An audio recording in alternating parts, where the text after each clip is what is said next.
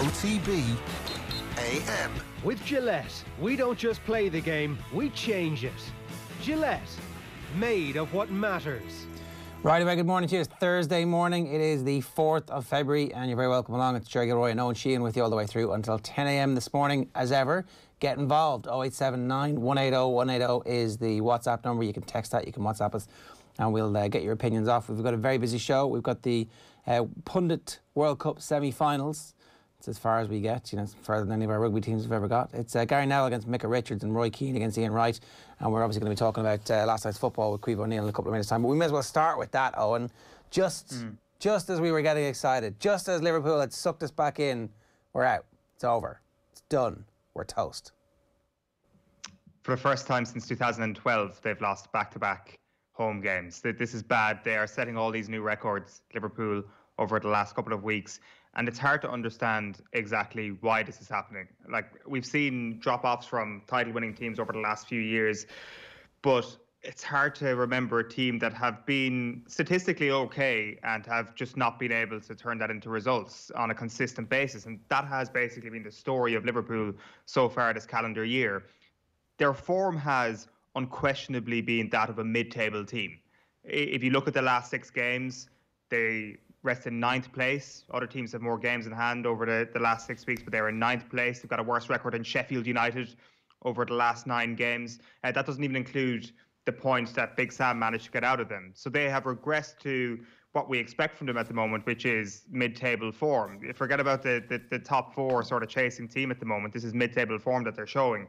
And you wonder what is actually letting them down, what has actually regressed so much. The first question you can ask, considering they bought 2 centre-backs at the end of the transfer window, is the defensive thing that is letting them down. And I actually don't think it is. Of course, losing a game 1-0, you want to keep out as many goals as possible. But only Manchester City have conceded fewer shots than Liverpool over the period of time that I'm talking about. So I've gone and I've looked at the stats over the last 6 weeks. Liverpool have only conceded 5 goals across that period. And as I say, City, the only team that have conceded more shots. In attack, though, you probably say to yourself, well, clearly their stats aren't as good as last year. That's true, but they're not as bad as you might think. Now, they have failed to score in 3 consecutive home league games for the first time since 1984. Ooh. So that is the historically bad level we're talking about here. But the frequency of chances that they're creating are on a par with Manchester City. They get a chance roughly every 5.7 minutes at the moment. What you're telling me, Eoin, is in the league. In the XG table, they're like second, which is where they should be. So we should just have the XG table. And if you're a Liverpool fan, that's the one, just put that on your CFAX for the rest of the season. Well, actually, they're third in the XG table. When you look at, the XG scored table, if you look at the goals table and what they should have scored, Manchester United and Arsenal are higher than them. And of course, Manchester United are going to be up there. They scored 9 bloody goals. They scored 9 actual goals the other night. So, of course, their XG is going to be pretty high. But this is what I'm talking about here. Like, their shot accuracy is the thing then that lets them down. That is the reason. Like, their XG is obviously quite high. It's a shot accuracy, which is quite low. 23% is what their accuracy is at the moment, which is the worst in the league. So that is the statistic. If Liverpool fans are looking for one stat this morning, it is your shot accuracy. You're hitting less than a quarter of your attempts on target at the moment. Mo Salah had a couple of shots last night that didn't even hit the target, and they were really good positions, and he should have scored from at least one of them, you would have thought. And that is the problem. Forget about blaming the Virgil van Dijk injury, the lack of cohesion in midfield. It is not being able to put the ball in the back of the net. That is what the stats are telling us, and that is why their form is mid-table at the moment. There's no way back now. Like, they had to win last night and they had to win at the weekend, and then we would have said, OK, there's a title race on, because there's a little bit of doubt in Manchester City's mind. Now Man City can just play the most boring 0-0 draw at the weekend and stack the defence. And actually, you know what? They're more than likely going to win with a scratchy goal on the counter-attack, because they don't need to do anything. And also, beyond this season as well, is where you might have concerns, because Manchester City, they weren't that bad before the season. They weren't that bad last season. They were grand. They just weren't getting 100 points in their Premier League season good. And when they needed to go and actually sort out their defence, for example, at the start of the season, what did they do? They signed a big fat cheque for Ruben Dias. And that was the ability that they had in the transfer market. Can you see Liverpool doing something similar in the next transfer window? Possibly not. And that is the difference between the clubs here. That inability to maybe chase the slight deficiencies they have in such extravagant ways financially. I just don't think they have the muscle, and I think I guess the profile of the two players that they signed this week in defence probably show that. I actually don't agree with that at all. I think that if you bring Virgil, back into the team, all of a sudden, where's the issue? And if you're saying it's up front, then they are going to be in the Kylian Mbappe sweepstakes. They are absolutely. They've got the money. They've got any money that they want. They've been massively profitable for the last number of years. They're a hyper globally successful club, and they're owned by billionaires who are parsimonious and want the club to be profitable. They just run the club very well. That doesn't mean that they couldn't, if they wanted to, add in a little bit of shareholders' funds and top that up. So if they wanted Kylian Mbappe enough, they could get him. Well, why didn't they sign a defender earlier this window? If they're as cash rich as that's as a different say they question. Are. That's just I don't know. That doesn't make any sense. It didn't make any sense. This is not wise after the event. We were banging on about this at the start of December. We asked everybody who came on the show who was connected in any way with Liverpool or who had covered Liverpool or played for Liverpool or was a Liverpool fan, they should sign a centre-back. And it was like, yes. David Myler was like, if there's a centre-back is a long-term target, buy him now. Spend the money now. It made all the sense in the world to make that signing at the start of January, not two last-minute signings at the end of January, by which stage a lot of the damage is done. The players last night were, the players they signed at the end of the transfer deadline, not considered match ready yet. And yet, did they need a centre-back last night? Well, yes, they did. Did they need two centre-backs? They actually needed two centre-backs last night. All of the reports at half-time were Liverpool not showing much urgency in midfield. It's like, well, they've no Jordan Henderson in midfield. Like, I think that, in fairness, Nathan has been banging on a good bit about how you take Fabinho out of midfield and you take Jordan Henderson out of midfield. The midfield's not as good anymore. And okay, they're supposed to be, they should be able to deal with that because they are a super club and they signed Thiago and they've made those investments. But you can't say this has been a well-run, you can't say that they've responded well to the challenges that they have faced this year. And when you're a super club, you expect to be able to deal with some injuries. They've been very unfortunate in that 3 of their centre-backs have had season-ending injuries. But sign the bloody centre-backs at the start of the transfer window, not the end. But that's my point. That is my point. That is the contrast with Manchester City, who last year, as I say, have made the signing of the season in Ruben Dias when they needed to go out and do it. Liverpool needed a stopgap, granted, but I mean, like, it was guaranteed minutes until the end of the season. Phil Egan's been on with us saying that Joe Gomez potentially isn't going to be the starter alongside Virgil van Dijk if you sign a better defender. So if you actually went out and signed somebody of that ilk over post the Van Dijk injury, you get to work on it as soon as Van Dijk is going to be out for the season, and you get the deal over the line on the 1st of January. That is probably how Manchester City would have acted in that scenario, and Liverpool didn't. And I that's where the difference lies. You say they have the financial muscle. That's not money. I mean, they could have signed. They just spent whatever they wanted on signing those 2 players. Like, they could have just signed those at the start of the transfer window. That's like. Well, but what's the evidence to suggest that it's not money? Why? Because we can't be judging past spending. We can't be judging a team on what they've spent in the past. I mean, everything has changed now over the last few months. This has been a very low-spending transfer window. Nobody spent money. This is the lowest-spending transfer window we've seen in years and years and years. Well, so everybody has been affected by this. Unless everybody's behaviour has changed, maybe I'm wrong here, but it certainly seems to me that there perhaps is a lower bucket of cash or a shallower bucket of cash than you think. Okay, well, let's see. I mean,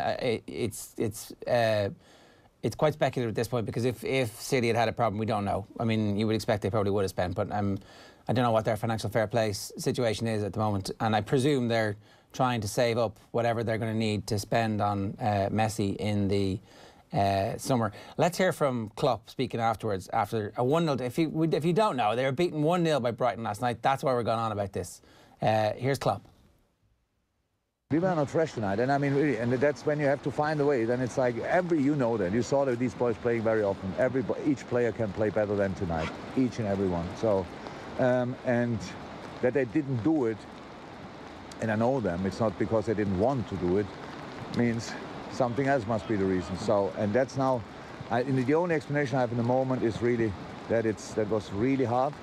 And then people say, and it's rightly so, then they make more changes. That's a problem for us because then we lose rhythm, and we have to make changes, and so it's not that easy. But in the end, it leads to a situation where Brighton wins a football game away at Liverpool, and they deserve it. And I don't like that fact, but I have to respect it, and I do that. And you have to cure that mental fatigue before another big game this weekend. Yeah, look, the mental fatigue is not mental fatigue in general. It's just you run from one game and the other. Yeah. Cure, well, we will see. We will be fresher. We have one day more. But the week was now twice with only 2 days in between. So it's tough, and traveling and coming back late and all these kind of things. I know it sounds like excuses. Who cares? In fairness, it does sound like excuses, and he doesn't care. Right, World Cup of Premier League pundits. We're at the semi-final stage. It's Gary Neville versus Micah Richards, and it's Roy Keane versus Eoin Wright. So we put these up on Instagram last night. Micah Richards was somebody who thought was an outside hope for winning the whole thing. Gary Neville was well ahead. Now, these are not the official polls. These are the exit polls, it's fair to say. And Roy Keane hammering Eoin Wright. I would have thought that was a bit closer on that one. Anyway, so Roy Keane versus Eoin Wright. Those polls are now the official ones. Are going live on Twitter at @OffTheBallAM. You can vote until about 10 o'clock. And then we'll announce the winners on Twitter later on today. And then tomorrow's final is going to be essentially Roy Keane versus Gary Neville, right? That's what's going to happen. I would love to have seen Micah Richards versus Roy Keane. This is clearly just pure stupidity on my part. Why didn't I just put them together in the first round or something? Because that is the tie we all wanted. I thought that, luck would have given me Micah Richards versus Roy Keane at some point. So I apologise for that. We won't get the battle we all wanted. But that Instagram poll is giving us a fair old preview of what's going to happen. This is like Germany against Brazil in a World Cup semi-final, except it's happening on both sides of the draw here. Eoin Wright and Micah Richards getting hammered at the moment by the two United lads. So Neville versus Keane. Keane's going to win this thing.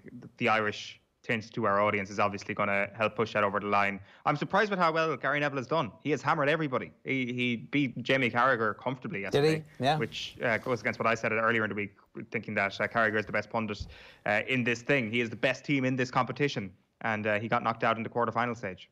Right. Your expectation is that it's going to be a Keane versus Neville final? Yes, absolutely. And Keane to win probably 60-40 or something like that. Neville is clearly loved. And I thought Micah Richards was also beloved as well. But clearly what we're seeing this morning, the exit polls that we're getting this morning suggest that that is not the case whatsoever. This is like Dong midnight on the BBC. The Tories have won in a landslide. Yeah.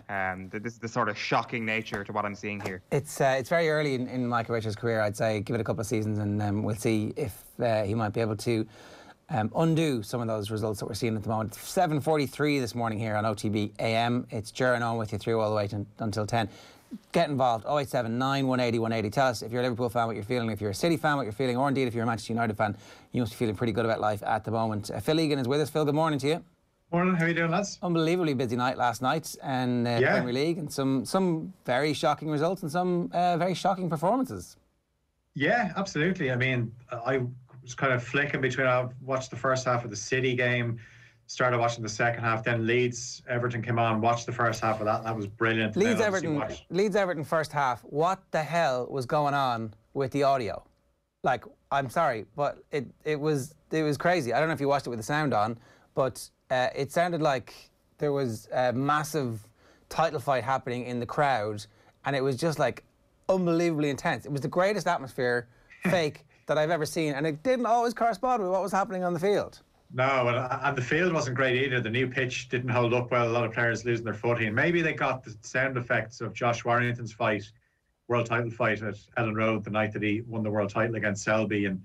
But I just don't think when you watch Leeds you're going to get a dull game. And then obviously halftime of the Liverpool-Brighton game, and went back to the Leeds-Everton game, and it was brilliant. But yeah, the games are coming thick and fast, and I think that's unfortunately that's a problem for Liverpool, because they're coming too thick and fast, and they just don't seem to be up to speed at the moment. When you saw the team selection last night as well, I thought 4 games in a row now with 35-year-old James Milner starting. That's not a great place to be at. Shaqiri starting again. These are players that were meant to be squad players and not meant to play that much. Maybe they get thrown on with 20 minutes to go, or Trent Alexander-Arnold needs a rest for a game, and Klopp can say to James Milner, you play right back, or either he could go on the left if Tsimikas was injured, he could play for Robertson. But unfortunately for Liverpool, there's so many injuries now that there's squad players that are playing too much football, and the drop off is too much. And when they concede goals now as well, you just don't fancy them to get back into games. When you think of They would have gone behind many times last season. They'd come back and you never panicked. Even earlier this season, they went behind at Anfield against Sheffield United and West Ham, and they came back and won those games. Now, Jota was playing in that team, but when they went behind, at no point did I think Liverpool are going to come back and win this game. Best case scenario, they get a draw. But yeah, I think City are in a great place. They look so comfortable against Burnley. Tell us about what else happened last night. Okay, well, I just put a bit of meat in the bones in terms of those results. Obviously, just some of the stats around Liverpool. Obviously, 68 games without a league defeat at Anfield. Now back-to-back defeats there. And that 1-0 win for Brighton. Great result for Brighton, who obviously beat Tottenham on Sunday as well. So Alzade's goal for Brighton means they're 15th, 10 points above the relegation zone. I haven't mentioned Caoimhe Kelleher as well. He came in for Alisson and didn't put a foot wrong. Very little he could do about the Alzade goal. But Liverpool have now failed to score in 3 consecutive games at Anfield for the first time since October 1984. We know they played Manchester City on Sunday, 7 points behind City. City still have a game on hand. City won 2-0 away to Burnley, the most comfortable 2-0 win you'll get. Raheem Sterling scoring after Gabriel Jesus had opened the scoring. So City extend their winning run to 13 games for 3 points clear of Manchester United, and they have also played a game less than United. Leicester up to third place, a 2-0 win away to Fulham. The goals coming from Kelechi Iheanacho and James Justin, but James Maddison had a hand in both goals. West Ham just 2 points off the Champions League places. Bounced back from that disappointing defeat to Liverpool with a 3-1 win away to Aston Villa, and Jesse Lingard scored twice for the Hammers on his debut. I mentioned Everton and Leeds. Everton won the game 2-1. They're up to 6th place. Dominic Calvert-Lewin scored his 12th league goal of the season. Another game tonight, and what a game in store. Tottenham against Chelsea. That one gets underway at 8 o'clock. Rangers have a 23-point lead at the top of the Scottish Premiership once again. They were 1-0 winners at home to St Johnstone. Stephen Gerrard's side still unbeaten in the league this season. And I'll just finish up with some golf. They're playing at the Saudi International. Paul Dunn heads the Irish Challenge. He's 2 under par. Shane Lowry's dropped back to level par. Defending champion Graham McDowell will tee off in around 2 hours' time. Bert Wiesberger, Marcus Kinhult and George Katsea share the lead there at 5 under. Rory McIlroy and Porter Carrington will both be in action later on at the Phoenix Open on the PGA. Phil, good stuff. Thanks very much for that. More from Phil across today on OTBSports.com and on the OTB Sports app. Let me tell you what's coming up on the show between now and 10 o'clock this morning. Caoimhe O'Neill is standing by. She's going to talk to us about Liverpool and where they go from here. We'll bring you through the sports pages. Alex Chiet works for the Sport New Zealand, the body who is charged with getting people in New Zealand to be active. That was kind of in the inspiration for our future sport topic that we've been covering over the last couple of weeks here. He's going to join us 8:20 this morning. John Duggan's going to talk to us about what it's like to be on the end of a mullering at 8:35. Wales and Ireland obviously in Six Nations action at the weekend. Bit of scandal coming from the Welsh camp. One of their star players is not going to be playing because he breached COVID protocols. Talking Cheltenham and the countdown with Thom Malone at 9:05. Our TV picks with Sue Murphy at 9:15, and then what it's like to actually attend the Super Bowl. Some of our best and highest profile friends of the show are going to join us to brag about the fact that they actually got to go to a Super Bowl. That's essentially what it is. It's Mossy Quinn and Kieran Donaghy talking about the fact that they both have been at the Super Bowl. So we'll bring you that and some news from the Ireland camp as well between now and 10 o'clock. If you want to get in touch, 0879 180 180 is the number. And we'd love to hear from you, as I said, particularly if you are a Liverpool fan, a Manchester City fan, or indeed a Manchester United fan this morning. Now, I'm delighted to say Caoimhe O'Neill from The Athletic is with us. Good morning to you, Caoimhe. How are you getting on? Morning. Good, thanks. So, what happened last night? God, well, I don't know. It's a difficult one with Liverpool. You know, they come off the back of a great few days in London. They get that win over Tottenham, which, you know, seems to rally everyone, the fan base. Obviously, the injury to Joel Matip has knocked them a little bit, but they didn't find that out until after, you know, what was really quite an exciting deadline day, probably the most exciting in a decade since the Torres and Suarez and Andy Carroll and all that went on. So, you know, the club's been in a good place the past few days.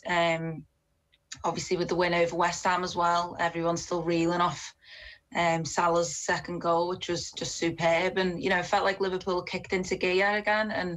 And, you know, they were sort of crawling the way back up the table, getting closer to Manchester City. And then they've just seemed to throw it away again with another lacklustre performance. There's not really a massive explanation for it. I mean, you can look for... There's there's obviously problems. There's still a lot of missing players. Obviously, I think Liverpool really missed Sadio Mane last night. I think they just struggled. Brighton were the better team. You know, Brighton were pressing just consistently and constantly, and Liverpool didn't really have any ideas, and that was sort of what was happening, you know, pre-Tottenham and pre-West Ham. They just seemed to not know sort of what direction to take, like lacking ideas. You know, I thought Alexander-Arnold and Robertson, they were trying to sort of do something on the wings, but they were just, there wasn't enough space. No one was coming out to join them. And just, yeah, kind of just not the performance Liverpool fans would have been looking for. I mean, the one star of the show is obviously Kelleher, who, you know, kept Liverpool in it even after the goal, with some sublime saves. I think he's, you know, the one highlight Liverpool fans are taking away from the game. Is there any chance that it was somehow a complacency, that everybody had already started to think about Manchester City at the weekend? Because I know in all the conversations that we had after the two games against Spurs and West Ham, it was like, ooh, this City game is going to be great. Now, they just need to beat Brighton. And nobody really thought about the possibility that it would be anything other than, if it was going to be a win, it was going to be a scratchy 1-0, fair enough. But we've seen Liverpool do that so much over the last couple of seasons. Is there any way that might have seeped into the players and the management? No, I don't think so. I think, you know, a lot of us were like, oh, how big this Man City game is now. And I still do think it is really big. You know, it'll define Liverpool's season. If they win it, then okay, you know, there's still 15 games to go after that. And, you know, crazier things can happen. But if they lose, then you kind of then worrying about, you know, top four, and that becomes Liverpool's reality. It probably already is Liverpool's reality, but maybe we don't want to accept that just yet. And I just think, you know, I think if you look at the team last night, it kind of explains the performance in a way. I mean, James Milner has played back-to-back games, you know, as much as he's, you know, 35-year-old who just won't stop running for you. You know, he took a knock in the first half, and he did look a little bit leggy throughout the game.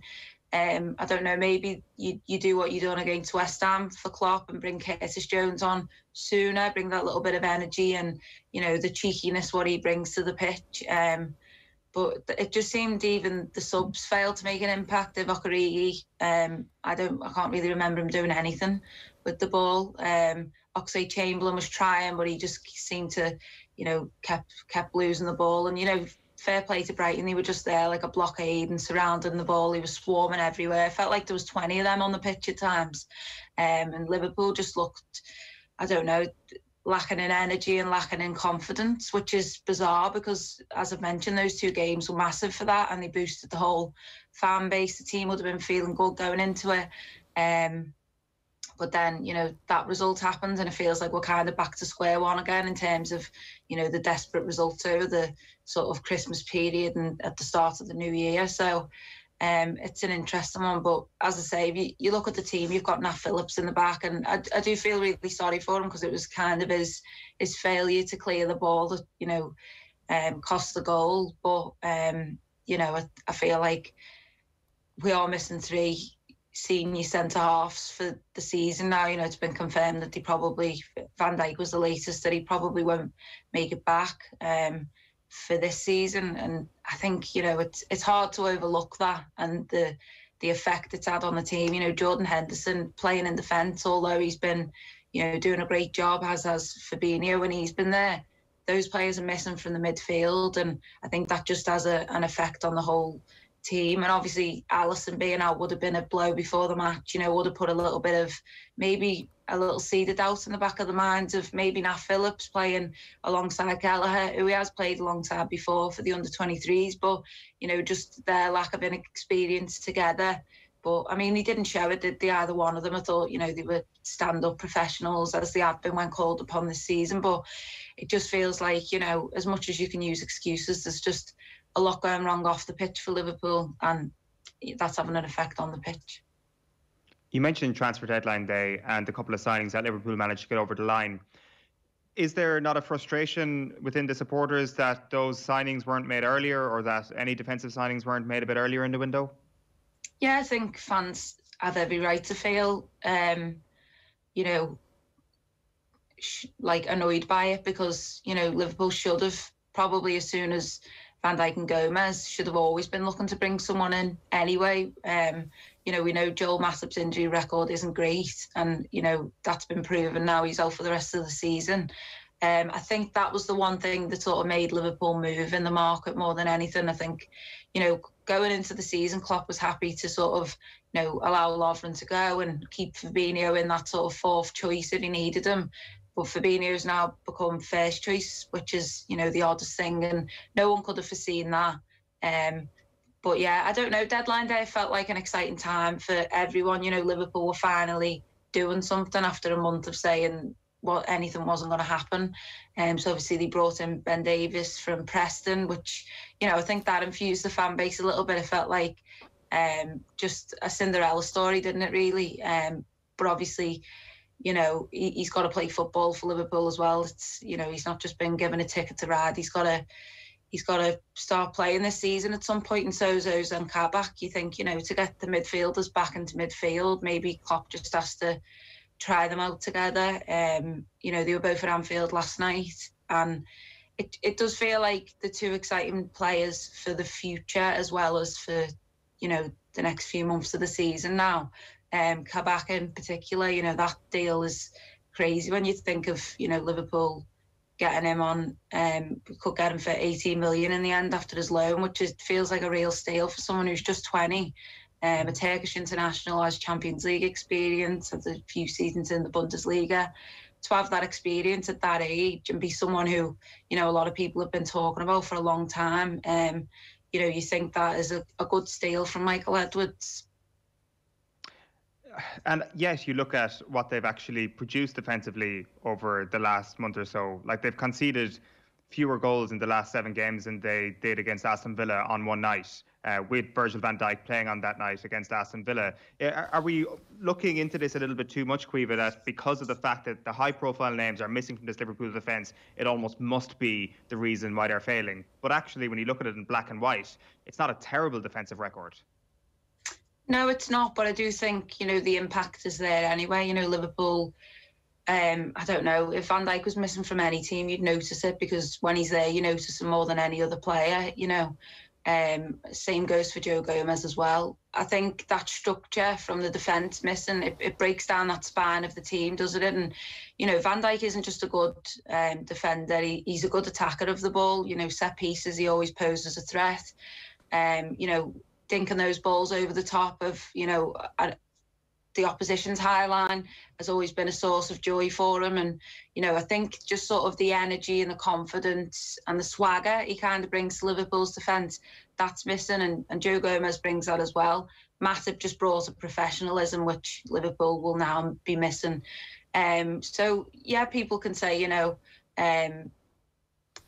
all these injuries are, you know, just excuses for how Liverpool's season's going, but I don't think any other team would have got this far without losing that many players throughout the course of the season. There's been, you know, spells when Alisson was out. Obviously, he was out last night. Fabinho, obviously Jota, who's, you know, the new signing, exciting, been scoring goals, and then, you know, he's out for another, I think it's another couple of weeks away, Klopp said, from seeing him again in a Liverpool shirt. And, you know, when the defenders that sort of injury crisis happened, it felt like Liverpool were going to have to score goals, like what we were all saying. You know, they're going to have to just outscore teams, like a throwback to the 2013-14 season. And they started to do that, but then, you know, I think just it was too much on the attack and they just seemed to lose direction. And, you know, I think these things can happen. It's a weird season. There's no fans. You know, Liverpool, I think, are missing out on that more than anything. The Anfield record's gone. They've lost back-to-back games at Anfield for the first time, I think, since 2012. That just wouldn't happen with fans in there. It's a weird season, and I think it's, you know, going to be up and down and topsy-turvy for the rest of the campaign. Obviously, the Man City game now is massive. We know that.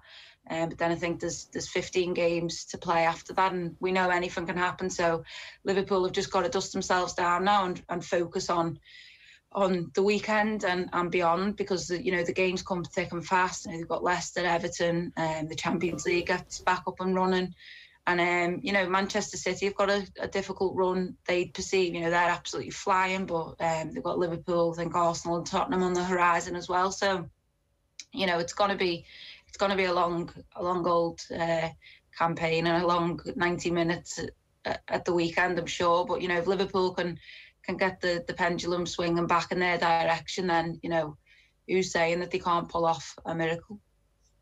What needs to happen for Liverpool to see the best from Thiago over the next little while? I think he was much improved in his performances. I think his performances have been great if you look at him anyway. You know, he's brought an impact, but obviously in playing further back defensively, I think doesn't sort of help. You know, he's the pre-assist king. He sets up the pass before the pass. So I think, you know, with Wijnaldum having played sort of deeper, that's helped him. But Wijnaldum struggled last night, and it just felt like, you know, the triangle that worked against West Ham didn't really come off, and Liverpool seemed to just, I don't know, lose the enthusiasm that they brought to both of those games. I think, you know, getting Henderson back into the midfield and Fabinho would just be so helpful to Thiago's game, to provide that screen and, you know, not have the worry of having to tackle everyone, because he just seems like he thinks he needs to tackle everyone. And, you know, Liverpool are giving a lot of fouls away, which was slowing up the play and breaking up the game last night for Brighton, which, you know, I'm sure Brighton were made up with. But I think, you know, to really free Thiago into the player we know he is, and we've seen glimpses of, you know, you do feel like someone like Fabinho needs to be there and be that shield for him to go on and wander and provide those brilliant passes that you don't expect. Last one for me. What's the approach then for the Manchester City game? Like, how gung-ho can this team be? How do they suddenly come out full of confidence and all guns blazing, while at the same time feeling that there's like that concern about the defence? It's a tricky enough psychological approach to the game to get right. Yeah, I think in recent seasons this game has always been a standalone anyway. I think, you know, similar to playing Everton or Manchester United for Liverpool, it seems to have become a game that doesn't really matter if Liverpool have lost the last 5 going into it. They're always going to bring some kind of heat to the game. I think same for Manchester City. You know, Liverpool have held a little something over them in recent bouts, and I feel like, you know, maybe they can just do something magical at the weekend, and that's what they'll be hoping to do.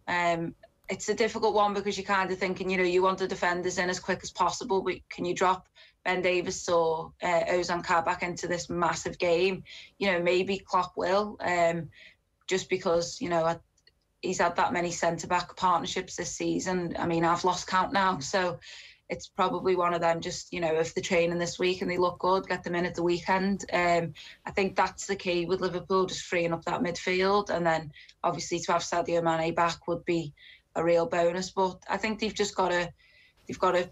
I think City presents a real opportunity for Liverpool to just play the way that they play best, because City are going to attack, and that'll leave spaces, vice versa, you know. So I think Liverpool struggle most, and we saw it last night against Brighton. The teams who are happy to, you know, get everyone behind the ball. I know Brighton pressed really well as well, but I think, you know, Manchester City won't do that. They'll be pushing forward, and I think, you know, it's going to be a really entertaining game for the neutral, but, you know, Liverpool fans might be watching through the hands, I think. We could be sitting here in a week's time, Caoimhe, saying Liverpool are right back in the title race. There is a very realistic scenario, though, where, as you say, they'll have to settle for a top 4 place. What do they have to do over the next couple of months, planning for the summer, to ensure that at the start of the next season they are ready to go toe-to-toe properly with Manchester City again, or potentially go and distance themselves from the league like they did last year? I don't think there's much really to do in the transfer market. I wouldn't think, with, you know, the couple of lads haven't been brought in, and we'll see sort of, you know, what goes on with Kabak's loan. You'd think that he's definitely got to become a Liverpool player after that ends. It's just about getting those defenders fit, get Van Dijk, Gomez, Matip, get them back fit, healthy, maybe just a reset of the mentality. You know, a nice summer holiday for the squad, I'm sure, would help, wouldn't it, if we can all travel again. I think, you know, nothing's lost yet, although 7 points is a big thing, and, you know, if Man City win at the weekend, 10 points just makes it, I mean, with that game in hand, it makes it almost impossible, doesn't it, to catch them. But you know, you take 3 points off them, and you put that maybe little give them the baton of doubt, which is sort of Liverpool have held on and off throughout the season. I don't think Klopp will be looking to do too much maybe in the transfer market in the summer. I think it's more about just regaining that confidence, and I think players coming back will do that for Liverpool. And it has just been a crazy season. If we can get fans back as well, I think that would help all of us, wouldn't it? 100%. Caoimhe, great stuff. Thanks a million for joining us. Thank you. It's Caoimhe O'Neill there from The Athletic joining us this morning to reflect on Liverpool's 1-0 defeat last night at home against Brighton. The polls from Twitter fairly similar to the polls from Instagram, I've got to tell you. Gary Neville 84%, Micah Richards 16%, Roy Keane 79%, Ian Wright 21%. This is our World Cup of pundits. We've been running it all week. Some big names fell by the wayside pretty quickly. I didn't see how Kenny Cunningham got on. Owen, I was out. Did he hold his end up well? It was kind of like Ireland getting the draw against Germany in Ibaraki. That was what Kenny Cunningham's group stage was like. He got the big result against Jamie Carragher, managed to get out of his group. Wow. And then a disappointing last 16 round. Yeah, like who cares about the last 16? Once you beat... Sorry, not Jamie Carragher. Rio Ferdinand. Oh, Rio right. Ferdinand. Okay. Sorry. He was in Jamie Carragher's group. Jamie Carragher topped the group and he beat Rio Ferdinand, which still is an impressive enough result. I mean, Rio Ferdinand's got the BT platform. He's got tons and tons of Premier League medals to show for it. He's got Man United Not fans. enough, clearly, to beat Kenny. Right, well, that's great. I'd say there was plenty of ole, ole, ole in around Whitehall. I mean, I'm sorry I missed the party. And fair play to Kenny. So Roy Keane romping home against Ian Wright. There's still a couple of hours for this to turn around. And Gary Neville against Micah Richards. Again, also a bit of a landslide there. 84-16%. It's 7 minutes past 8 this morning. Plenty more to come on OTB AM. We're talking Welsh rugby before 9 o'clock. There's our TV picks a little bit later on. And up next, we've got the sports pages. OTB AM. This is OTB Sports Radio. Off the ball. What's your back row ideal world? God, Joe, you really put me on the spot here. Andy Farrell drinks in the same, when pubs are open, he drinks in the same pub as me down the road. So, come on, I need to go in and be able to have a pint with this man. Off the ball. Weeknights from 7 and weekends from 1. This is OTB Sports Radio, live 24/7 on the OTB Sports app. Calling all builders, joiners, plasterers and dryliners. Need advice on the right materials for the job? Consider it done. You need them on site and in your hand. Consider it done. You want access to over 10,000 products from the leading construction brands without having to start up the van. Consider it done. There's another way of doing things. eTag. We talk with you to solve your problem and deliver what you need directly onto site. No second guessing, no seconds wasted. Click etag.ie. Check out the Boyle Sports app today for details on which football match is getting the no-lose treatment this week. Plus, browse through dozens of new player markets, all powered by Opta. Shots on target, left foot, right foot, headed goals, assists and more. See the Boyle Sports app for full T's and C's. Boyle Sports. This is betting. Gamble responsibly. See gamblingcare.ie 18+. OTB AM. With Gillette, we don't just play the game, we change it. Gillette, made of what matters. 8 minutes past 8 this morning. I'll take you through the sports page in just a moment, but I want to play you. So that's the homepage of. I will get to that in one sec. Yeah. So tomorrow morning on OTB AM, we've got a 20-minute interview with Bernard Dunn for you. He's obviously the IABA High Performance Director, a world champion, heavily involved member of the Dublin backroom team. So very high qualified. He was launching the Indeed Career Coach Programme. We're going to talk to him about his own journey after boxing and how he works with young athletes to help them develop their career after sport. The full piece goes out tomorrow morning at 8:10. But I just want to bring you this short clip because it's in the papers this morning. We recorded this on Tuesday morning and Bernard hadn't yet seen the BBC Panorama investigation from Monday night. But here he is and the growing influence that MTK have on the sport. From that standpoint of the young professionals that are operating in Ireland at the moment. I know you haven't seen Monday night's Panorama documentary yet, but Barry McGuigan was one of the big figures who came on to speak about this, and he spoke about how he's losing a lot of fighters to MTK, basically. They're being undercut. Would that concern you if you were a young boxer at the moment, the fact that the options are narrowing with regards to picking your promotion or picking the management team who are going to represent you, that it is narrowing towards MTK all the time? I think it's hugely important that the powers, that the people who are in power, those who run the world federations, be it amateur and professional, I think it's important that they set out very clear rules and regulations that protect and safeguard all our young athletes coming through, and our older athletes, the guys who are in professional, and that there's very clear guidance on making sure that what they earn is theirs, making sure that the careers are being well looked after. How important is it that someone like Barry McGuigan is coming out and talking about this subject and talking about the associations to MTK? Come here, I think with the Barry situation, I know he went through a recent court case himself. So, like Barry's was a phenomenal boxer himself, and actually was a huge inspiration to me. I remember having a photograph with him when I was 5 years of age, in a gym in Dublin, and saying I wanted to be like him someday and be champion of the world. It took me a little while to get there, but it's I'm a slow learner. Let's put it that way.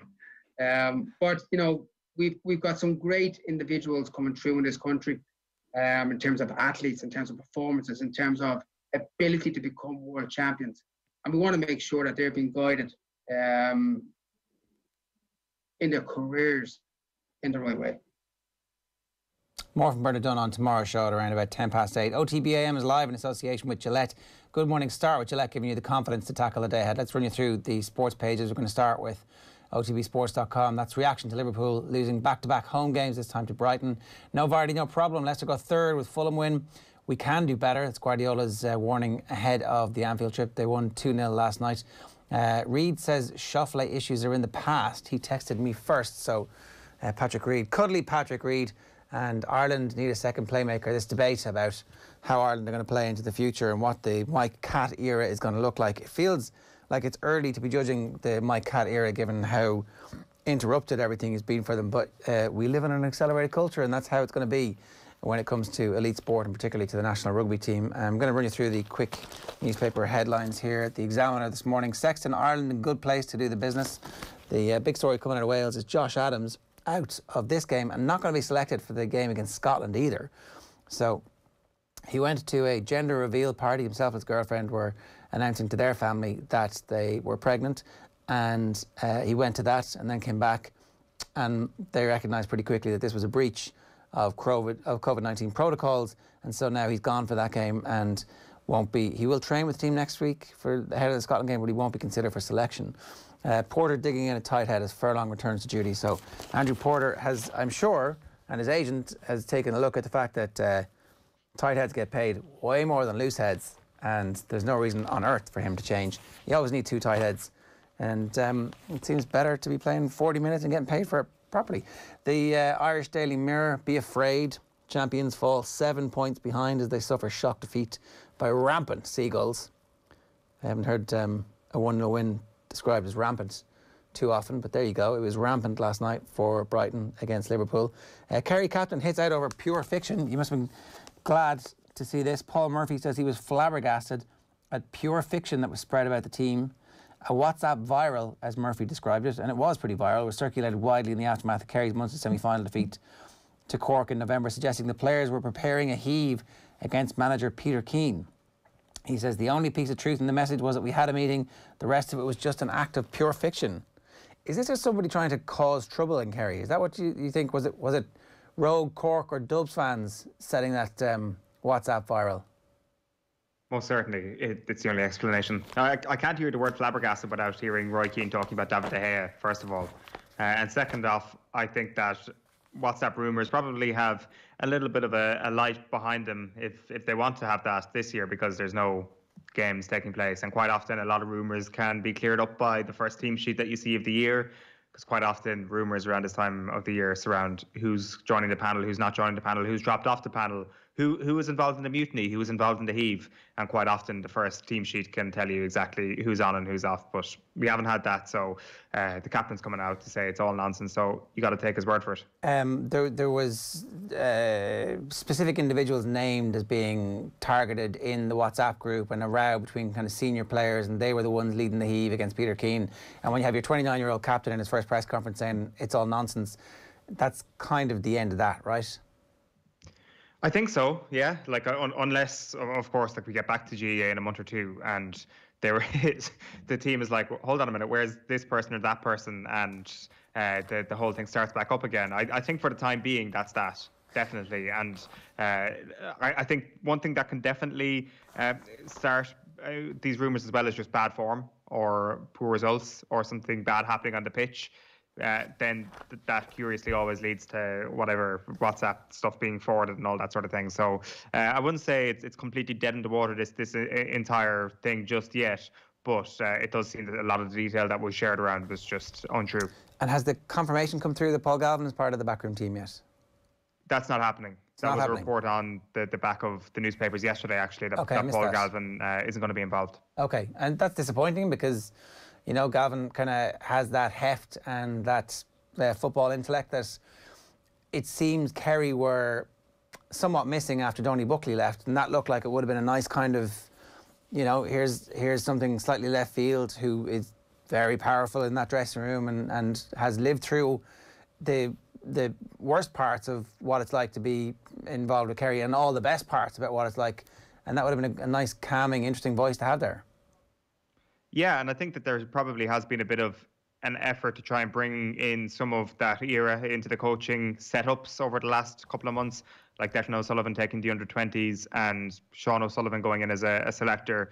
Like, my information is that there was an attempt to offer Donaghy Buckley services once again in some shape to a management team at Kerry at underage level, but that offer wasn't taken by the county board, and that obviously is not an avenue that's going to be pursued. And Monaghan obviously swooped in then and took Donaghy Buckley's services. So I think there's a lot of people who would want to be involved with Kerry. Let's just put it that way at some level, and there's competitiveness for the jobs at the moment. Okay, it's one of the London Times has the back page story there that COVID chaos in Melbourne. You know, it's all relative, obviously. The build-up to the Australian Open has been thrown into fresh chaos after 600 people involved with the tournament were ordered to isolate, forcing the cancellation of today's warm-up events at Melbourne Park. One worker who was working in the Grand Hyatt in Melbourne city centre has tested positive, and as a result, everybody who was in the hotel has been deemed a casual contact. So they're hardcore when it comes to this stuff in Australia. It's worked very well for them up to this point. And now they're trying to see if there was any further transmissions or indeed if anybody would qualify as a close contact. But it has put a doubt over it. And as I said, they've been very draconian in their lockdowns and it's worked really well for them. Anytime this has happened, people have been forced into wearing masks and making sure that they're keeping an eye properly on what's going on. Slightly different from our scenario here. The back page of the Irish Independent, COVID scandal rocks Wales ahead of clash against Ireland. Ali and Kane boost for Spurs. It's a bit mixed, really. The whole notion that Dele Alli might be back in potentially team selection consideration comes from Mourinho saying it, and until he actually does something about it, I'm not going to believe it, to be honest. The news about Harry Kane is better, that his injury is not as bad as first feared. And the situation here with the Irish Times. After all these years, Sexton finds it no easier. That's the level of pressure and scrutiny about playing for Ireland at this level. And then, of course, Scotland have Finn Russell back in harness. Giddy expectation for a turnabout half, but his risk-taking can be self-destructive. Finn Russell for the Lions? Is that not the most exciting thing that we can have to look forward to this year? Wouldn't it be great if the Lions just decided, yeah, you're our number 10 and everybody else is fighting for other spots? Stockdale boasts the best try strike rate for Ireland. They've gone through this. Jacob Stockdale, a try every 1.83 games. This is of the players who are in the squad at the moment, which is ahead of Hugo Keenan, who obviously has a smaller sample size, but scores a try every second game. Andrew Conway scores one every 2.4 games. Johnny Sexton one every 6.7 games. Robbie Henshaw the same, which not great for a centre, and we could do with a little bit for that as well. How concerning is it for Wales, Eoin, that one of their star players, their top try scorer at the Rugby World Cup, is now officially being branded a COVID-idiot? Yeah, not great, is it? Josh Adams, as you've outlined the story there, is going to be missing for the first two games. He's obviously been brilliant for Wales over the last little while, and Wayne Pivac can't really afford to lose too many players at this point. He's under pressure a little bit. He's come out and addressed it quite well. I know that there's obviously been people in and out of his coaching staff over the last few months as well, that it's just been the year from hell for him, really, and they desperately need a good Six Nations. They have at times been able to pull a random Six Nations out of the bag, like they did it in 2019, really, didn't they? And Ireland know all about that, getting absolutely hockeyed at the end of that Six Nations when Ireland were expected to go close to the Grand Slam. It was Wales who actually ended up doing it. So can they pull that out of the bag this year? It doesn't look like it at this point. If you're going to be losing personnel like Josh Adams, then you're going to be in a bit of trouble.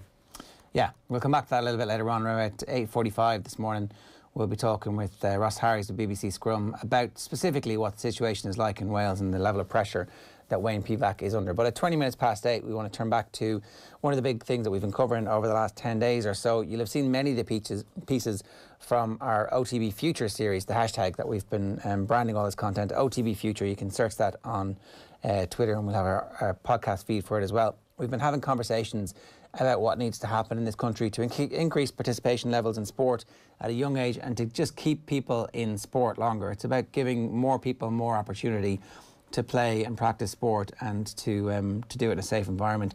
The template, though, has really been set already, and all we would need to do in this country is look at other countries who are doing it well and go, yeah, we could actually do something very similar. Sport New Zealand have undergone a transformation in their attitudes and structures around sport at grassroots level, and we're delighted to say that Alex Chiet, a sports development national consultant at Sport New Zealand, joins us now from there. Good morning to you, Alex. How are you? Yeah, good, thanks. Good morning, guys. So, listen, we actually were completely inspired by the release that you guys put out that brought together all of the big sports and all of the other sports and said it's time for us to start putting the fun back in sport for kids in particular, and that we need to get away from the win-at-all-cost mentality. Can you talk to us about what happened before that, how you got all the sports to come together and agree on something which is not really that radical, but actually very radical when you think about it? Yeah, you're right. Like, the evidence and the information around the need for change has been there for years. I think it's more the ability of sports to work together, and it's the implementation and just how they do it that's really hard with, sports structures that are dependent on volunteers and that are under-resourced. But this probably emerged, this has been a project for sort of bubbling away for 4 years or so for us over here in New Zealand. We released sort of a talent plan back in 2016 that sort of created a bit of a national conversation, and we were quite direct in coming out to say, based on significant sort of research, talking to thought leaders in the country and the top sports, it sort of made 3 big statements at the time that sort of said, in most cases, childhood success doesn't lead to adult success.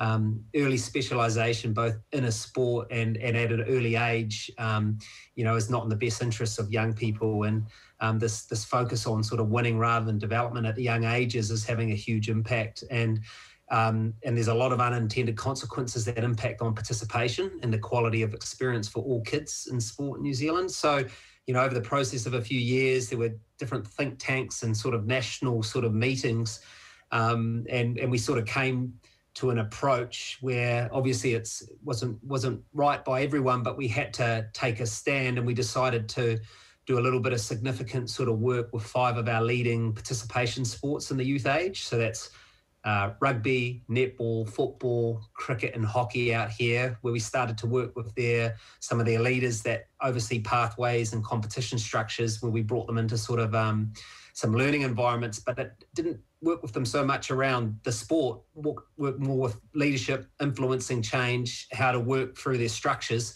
to start to tackle this beast that's been talked about for many years. I mean, it's really interesting to hear how the engineering of the process happened, because that is always the biggest block to a huge structural change like this, where you've got to bring people with you, particularly because so many sports believe that their sport is so difficult that unless you get all the skills very early on, and that unless you fundamentally dedicate your life to becoming the best hockey player or rugby player, in our case hurler or whatever sport it is, cricketer, that you're not going to have the skills that you need at 16, 17, 19, 20 to be elite.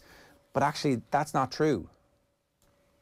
Yeah, that's right. Look, the evidence doesn't lie. You can't be an elite hurling player, football player, whatever the sport is, at 23 years of age if you stop playing the sport at 13. And the rate of decline in youth sport in New Zealand is accelerating, and there's less and less kids playing sport. because sport's not meeting the needs of young people, and because they're burning out.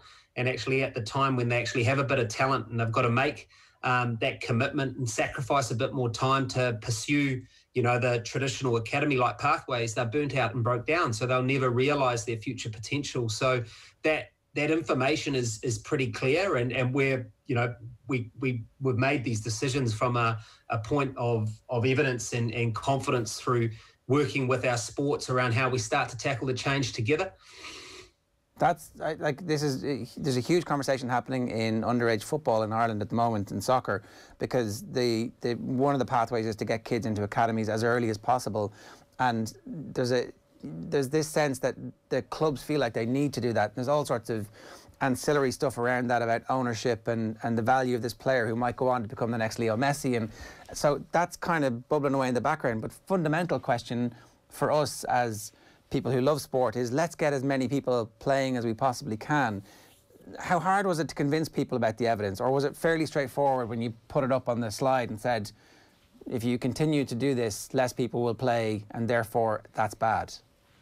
Yeah, look, I'd say this is culture change, this is attitudinal change. So while we're making progress and we've got some significant momentum, we're going to be continuing to battle those conversations and making sure that people in positions of leadership, as you move down through regional, district and club structures that often govern and make decisions around local regional sport, actually understand it and agree with the need to make change. So, where we started a couple of years back, and the significant moment you sort of mentioned that we had was back in September sort of 2019, where we had 5 leaders, the CEOs from New Zealand Rugby, Netball, Cricket, and the leader of Sport New Zealand standing up and saying enough's enough. We've looked at the evidence. Participation rates are declining. We've got to bring the fun and enjoyment and skill development back to youth for all. Not everyone's getting a quality experience, and they committed to actually making changes, reviewing rep structures, reducing workloads, offering diverse participation opportunities to meet the needs of young people today, because they're saying we want different things. We don't want the same meat and potatoes that you've been serving up, for the last 20 years.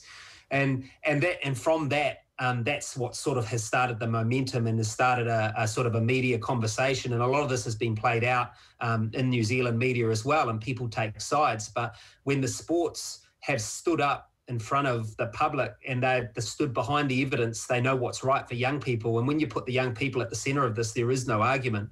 It's just how you actually work politically to lead the change and work together. And their first step in that direction was leading a national campaign together. And if one sport was doing it, if it was just football or just rugby, it's a lot harder. But because we had 5 of the largest participation sports in New Zealand and youth coming out together saying enough's enough, it's helped them all move this collectively, but also individually. And, when you've got rugby here in New Zealand, obviously, very successful on the international stage in our, a sport that's important to our culture. And they're coming out saying, rugby's a late maturation sport. Until 15, 16 years of age, we actually want rugby players playing other sports, getting different skill sets, and actually don't start burning them out in these rep programs at U12. We can't even identify the talent at 12. We know that Māori and Pacificas are early developers. We know that the Europeans are late to mature. So let kids play, explore and learn, and then we'll start to bring them into our systems at the right time.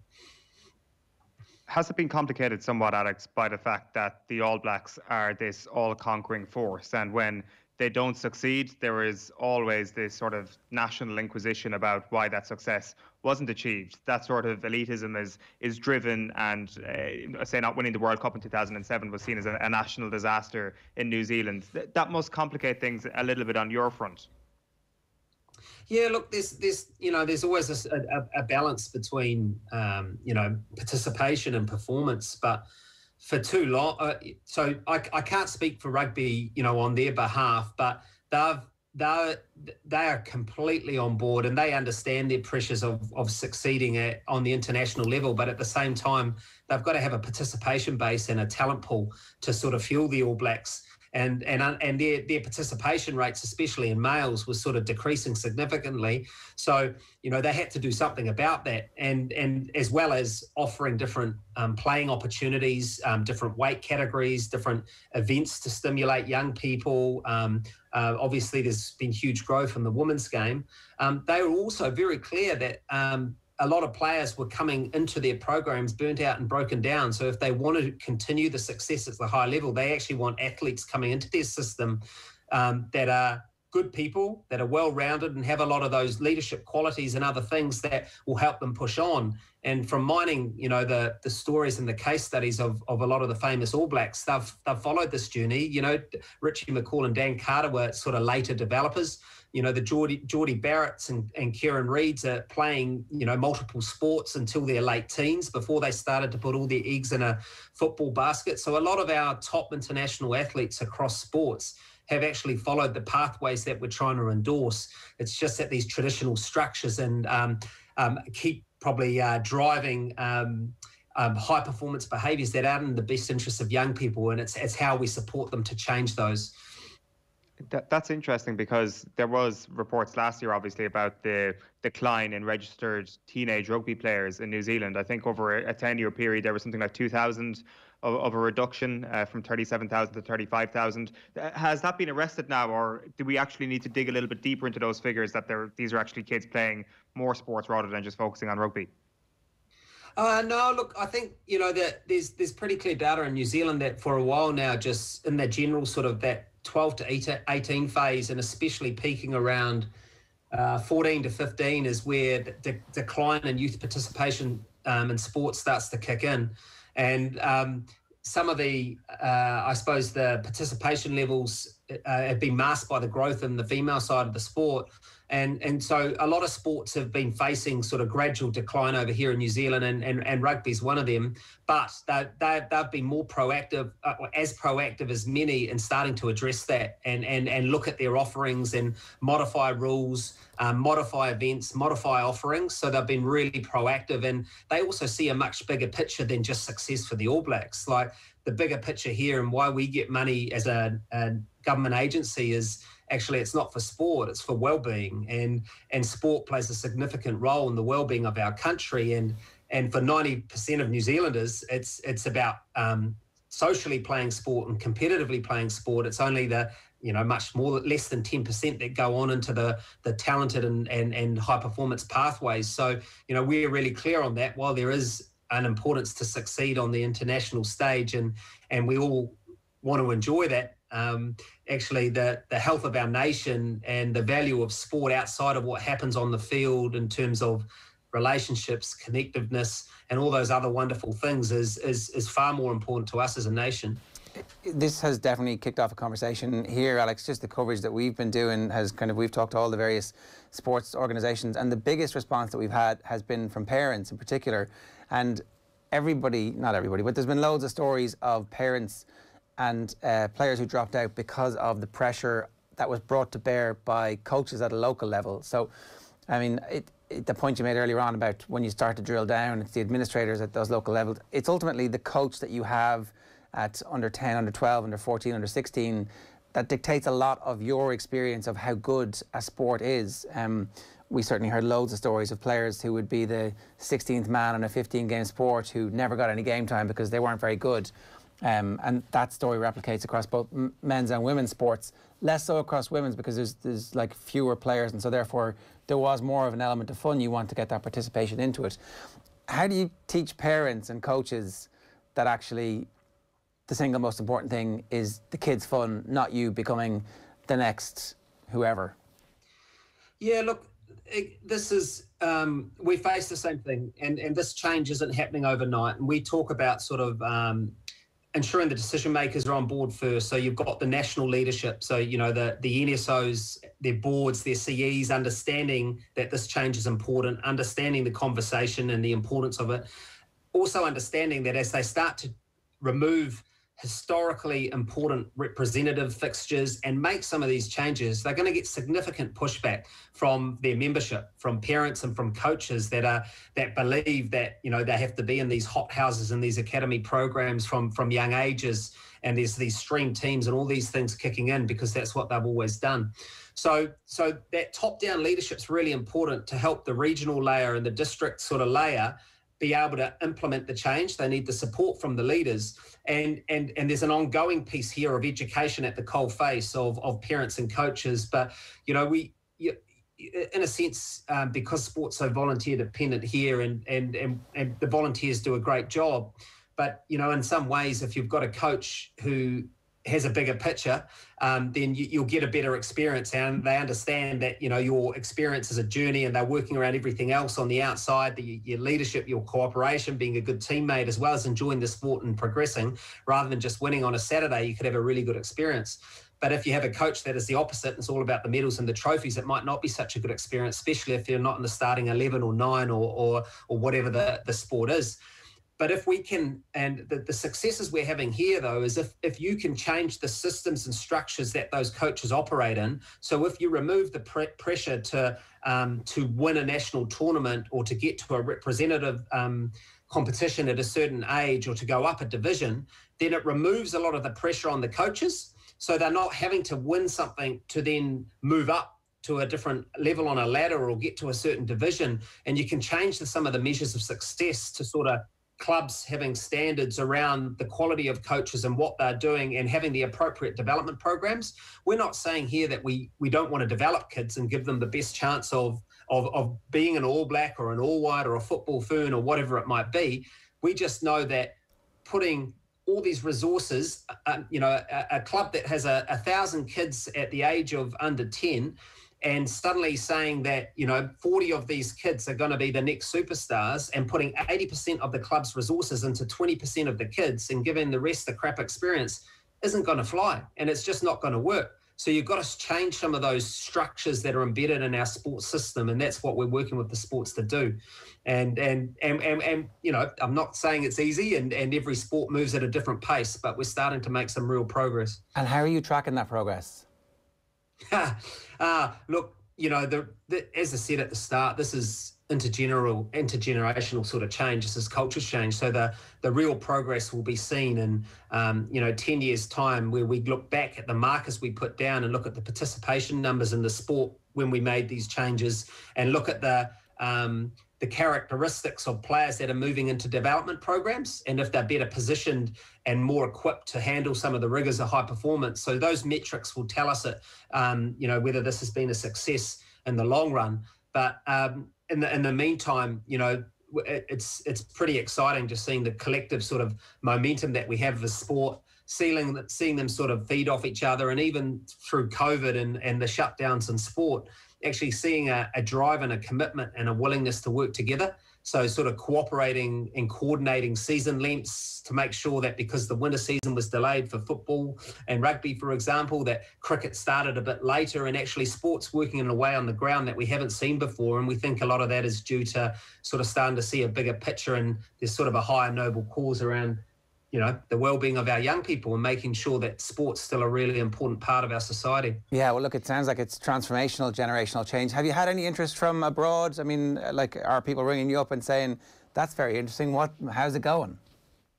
Yeah, look, there's a lot going on. With some of our team have just a couple of weeks ago did a piece over in Canada for Canadian Sport for Life, and there was an I Coach Kids seminar that a colleague of a member of our team sort of presented on, and there's other countries that are very aligned philosophically. Hockey, sort of ice hockey in America, are one of the sports bucking the trend that are taking a very similar approach within their sport to change, and the sort of the US Olympic Committee are sort of taking their model and trying to roll it out across other sports in the States. So we're staying sort of connected with other sports, but at the same time, and other nations, Ireland's different to New Zealand. You know your culture, you know your people. While the philosophy and the principles are the same, how you actually execute it is a different beast. And each country will go about that in their own way that works for their people and the right way. Yeah, well, hopefully the conversation has started here as well, but it is entirely inspired by you guys, Alex. It's great work you're doing. Thanks a million for joining us. Oh, thanks for your time. Have a good day, guys. That's Alex Chiet there from Sport New Zealand, talking about the transformational idea of getting sports organisations to work together for the benefit of the kids. It seems like it's really straightforward, and hopefully it's the type of thing that we could be getting towards here sooner rather than later. You can see the great work that the individual organisations are doing, but if they could combine their forces, maybe we'd have less dropout, a healthier country, a happier country, and it'd be win-win for everybody. So look, we'd love to hear from you. As I said, 0879 180 180 is the number. The hashtag is OTBFuture, and we've got a full podcast series there where you can listen back to all of the stuff that we have done over the last while on this. A reminder, OTB AM is live in association with Gillette. Good morning, start with Gillette, giving you the confidence to tackle the day ahead. I'll tell you what's coming up on OTB Sports Radio today. It's not a sports podcast. We're talking about skateboarding today. That's at noon. Jack McCaffrey with Joe Malloy is OTB Gold from 1.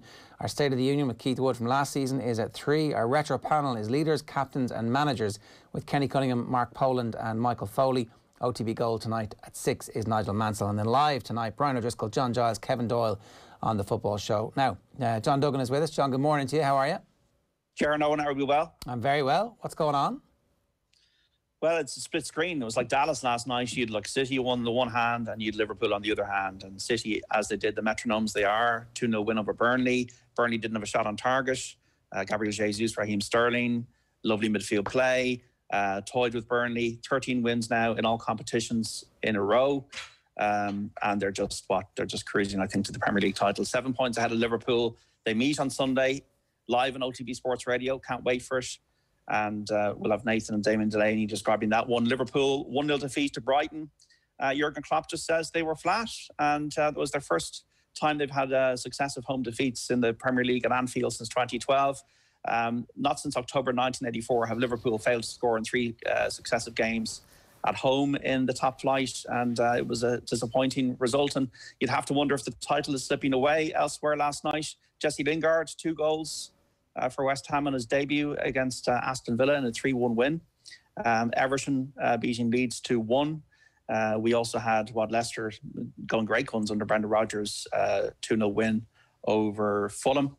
And tonight Spurs against Chelsea, Jose Mourinho against his old club, Thomas Tuchel saying all the right things in advance of that one, at 8 o'clock start at the new White Hart Lane with Spurs 7th and Chelsea 8th. I was interested about Jesse Lingard. I was just going through the England team that played Croatia in the 2018 World Cup semi-final. It's mad when you look at this team. Jordan Pickford, Kyle Walker, John Stones, Harry Maguire, Jordan Henderson on his own in midfield in a holding role, Kieran Trippier, Jesse Lingard, Dele Alli, Ashley Young, Harry Kane and Raheem Sterling. Ashley Young. Wow, I'd completely forgotten that. Yeah, it's pretty mad stuff. The golf is underway in Saudi International. Paul Dunne doing well, 2 under par through 9 holes, Paul Dunne. Shane Lowry, even par with 4 holes to go. We've got Dustin Johnson involved in this, Patrick Reed. Obviously, I'm sure there's a lot of appearance money involved in going over to Saudi as well. Tony Finau is there too. So a really stellar field for that one. Graham McDowell is the defending champion. Cormac Sharvin also in the field. Over on the US Tour, Rory McIlroy, quite passionate overnight about the idea of maybe restricting the distance the ball goes. He's playing with Padraig Harrington in the Phoenix Open. We've Josh Adams out of that game now between Wales and Ireland after breaching COVID regulations, and horse racing today at Down Royal, lads, off at 1:15. Did you hit the post with Tony Finau last week? Tied second, yeah. But we had each way, and Will Zalatoris, who was also the second recommendation at 50-1, was tied 7th. So a good week yesterday. I was given the tips with Eoin, but a good week last week, so not too bad. And I feel the pain and the pressure of watching this every Sunday, like it's not painful, I'm only joking, but actually really watching every single shot will pay off, I think, in terms of maybe getting a winner or two. Also football bets, lads. Doing football bets every week. Had Cavani to score any time the other night at even money. And I would always say to anybody who wants a punt responsibly on football, forget about accumulators. Just keep it simple with football. Just look at the outcome. Sometimes that could be a better way of doing things. Overs and unders. Most of the season, going under has not been a bad thing to do. A reminder, OTB AM live in association with Gillette. Good morning. Start with Gillette, giving you the confidence to tackle the day ahead. Your column is up. It's about sports hammerings and the impact they can have. But you grew up a dub. You were hammered once, I think, in your entire life as a kid. Meath, 1991. Once. See, that's the thing. Like, you can pick out the one time it's ever happened to you. No, it happened many times. Happened many times as a Dublin fan. I started supporting Dublin in 1987. 1988, I was bawling my eyes out up in Colony Hill, listening to the transistor radio with my dad when Charlie Redmond missed the penalty against Meath. 89, Cork did us in the semi-final. 1990, Meath beat us. 1991, how could you ever get over that shock of that situation? The 91, one of the drawn games was on Air Sport last night, and I watched the last 5 minutes of it. Dublin were thick. They were a point up 72 minutes into the game, and they were just lashing the ball down to the Meath defenders. It was like, what are you doing? It was just like, also the like 40-yard run-up to kick the ball for a free. Like, Keith Barr got a free that was, I'd say, on the one of the 10-yard lines in midfield, and he ran back to the 40, essentially, to kick it. It was sensational. Off the top of my head, I think Keith Barr missed a penalty in the final match. Dublin were so far ahead, and you could just feel it as a young lad watching it. This is not going to go well. We are going to end up losing this match. And then Kevin Foley scores the goal. David Begga kicks the point. Dublin threw it away. You had that. You'd 92 against Donegal. You'd 93 against Derry. You'd 94 against Down. To be honest, Ger, it was at the time when Clare were coming as a force in hurling, I almost switched sides. And I almost had enough of Dublin by the time 95 and they won it and jail came around. So there was a lot of pain. The impact of hammerings. Talk to us about this. What precipitated the column and what's the point of it? Well, what precipitated the column was watching Man United thump Southampton 9-0, and you're thinking, wow, that was impressive. And you go into the record book. So when did it happen before? It happened against Ipswich. Crystal Palace lost 9-0 to Liverpool. And you think, oh, that's really interesting. But it doesn't really matter. Like, Ralph Hasenhüttl lost a game 9-0 16 months ago. He's done a great job at Southampton. They could lose at St Mary's United if they go again. But I was then thinking about really dominant moments in sport and really like big things that like eras really, and also moments and how moments change the narrative for a country or a sport or an individual. So, for example, Germany beating Brazil 7-1 in Brazil at the World Cup in 2014. Brazil will never overcome that until I think they win another World Cup again. The scars of that will be a long time to heal. Steffi Graf toppling Martina Navratilova, Stephen Hendry and Steve Davis. So I went through a few of them, like Kerry and the Dubs 40 years apart, 79 to 2019. Shergar, the story of Shergar, and the very sad end for Shergar. New Zealand, first Rugby World Cup, nobody getting near them. Steffi Graf, as I said, the Golden Slam. Steve Davis hammering John Parrish 18-3. Roy Keane against Juventus. Tiger Woods, the Tiger Slam, the way he played at Pebble Beach. The Schumacher and Bolt eras. Kilkenny in 08 and Germany in 14, as I said. One thing I was fascinated about, I never knew this, or it's completely kind of went over my head. Carlo Ancelotti was managing Juventus on the night that Roy Keane played that game at the Stadio dell'Alpi. I didn't know that. I knew that Ancelotti was in charge when Istanbul happened and his team collapsed because he just paid no attention to what was going on. That was when that was the peak of our, is Carlo Ancelotti the Italian Big Sam? And since then, you know, there's significant enough improvements with Everton for me to go, no, he's not. But there's been massive boo-boos in Ancelotti's career, which he's always recovered from. So maybe that's the whole point about sport. Yeah, and there's even things I'm leaving out of that article. The Cork ladies footballers, obviously, even the Kilkenny Camogie players in the 80s and early 90s. But there are those periods and the things and when things come to an end, like Steve Davis, you think would always continue to win world titles. It never happened after 89. Same with Liverpool in 1990. You'd think that 91 or 92 they'd be winning a title. Didn't happen then for 30 years. So it's quite a long form article. I went into each subject in quite in depth, and like things like Shergar. In the first Epsom Derby was raced in 1780. Shergar still holds the record for the winning distance of 10 lengths. Walter Swinburne, who was 19 at the time, pulling the horse up. Then in February 83, the horse gets kidnapped and is never seen again. The IRA is supposed to be involved in it. And just like these kind of stories, I think that sometimes they can get lost in the annals of time, but always worth going back to. You think they'd tell us where they buried the horse, wouldn't you? Or did they burn Leitrim, apparently. Leitrim, right. It was in a bog in Leitrim was reported to have been buried. But it was just such a stupid thing to do and a very sad thing to do. Like, there was a lot of these kind of kidnappings at the time, and you had kidnappers not able to deal with a thoroughbred animal, and they didn't know what to do with it, and then it ended up getting shot. It is a bizarre story, and it was obviously a massive story at the time on the front pages in an Ireland which was quite... going through a tough time as a country. John, good stuff. Column is up. All right, guys. Thanks a million. That's John Duggan. You can read his column on OTBSports.com and on the OTB Sports app. A reminder, of course, OTB AM live in association with Gillette. Good morning start with Gillette, giving you the confidence to tackle the day ahead. Now, Eoin, what's the latest in the polls? Gary Neville and Roy Keane are going to the final. Gary Neville with 82% of the vote against Michael Richards. Roy Keane with 81% of the vote against Eoin Wright. They're performing so well, we should almost consider getting them on a roadshow together. Might do okay. Think people would probably be interested in what they have to say. I think they would. So it's going to be Roy Keane. They might not. You know, maybe there's no chemistry between them. Who knows? Yeah, possibly not. So a bad day for Michael Richards and a bad day for Eoin Wright. They're both getting beaten in today's World Cup of Pundits poll. Hey, look, semi-finalists, it's more than Ireland have ever done in rugby, right? Speaking of which, let's move on to rugby, and I'm delighted to say Ross Harries is with us. He's the presenter of BBC Scrum, and the broadcaster of BT Sport and Premier Sports. Ross, good morning to you. How are you? Good morning. I'm very well, thank you, gents. Things not going great for Wayne Pivac at the moment. The whole COVID issue, which had been a massive cloud hanging over the entire tournament, particularly from the French perspective, where we weren't sure we were going to have a tournament. Massive protocols had to be ramped up and everybody had to sign up to them to give the French confidence. And then first weekend, and Josh Adams was like, it doesn't really apply to me, does it?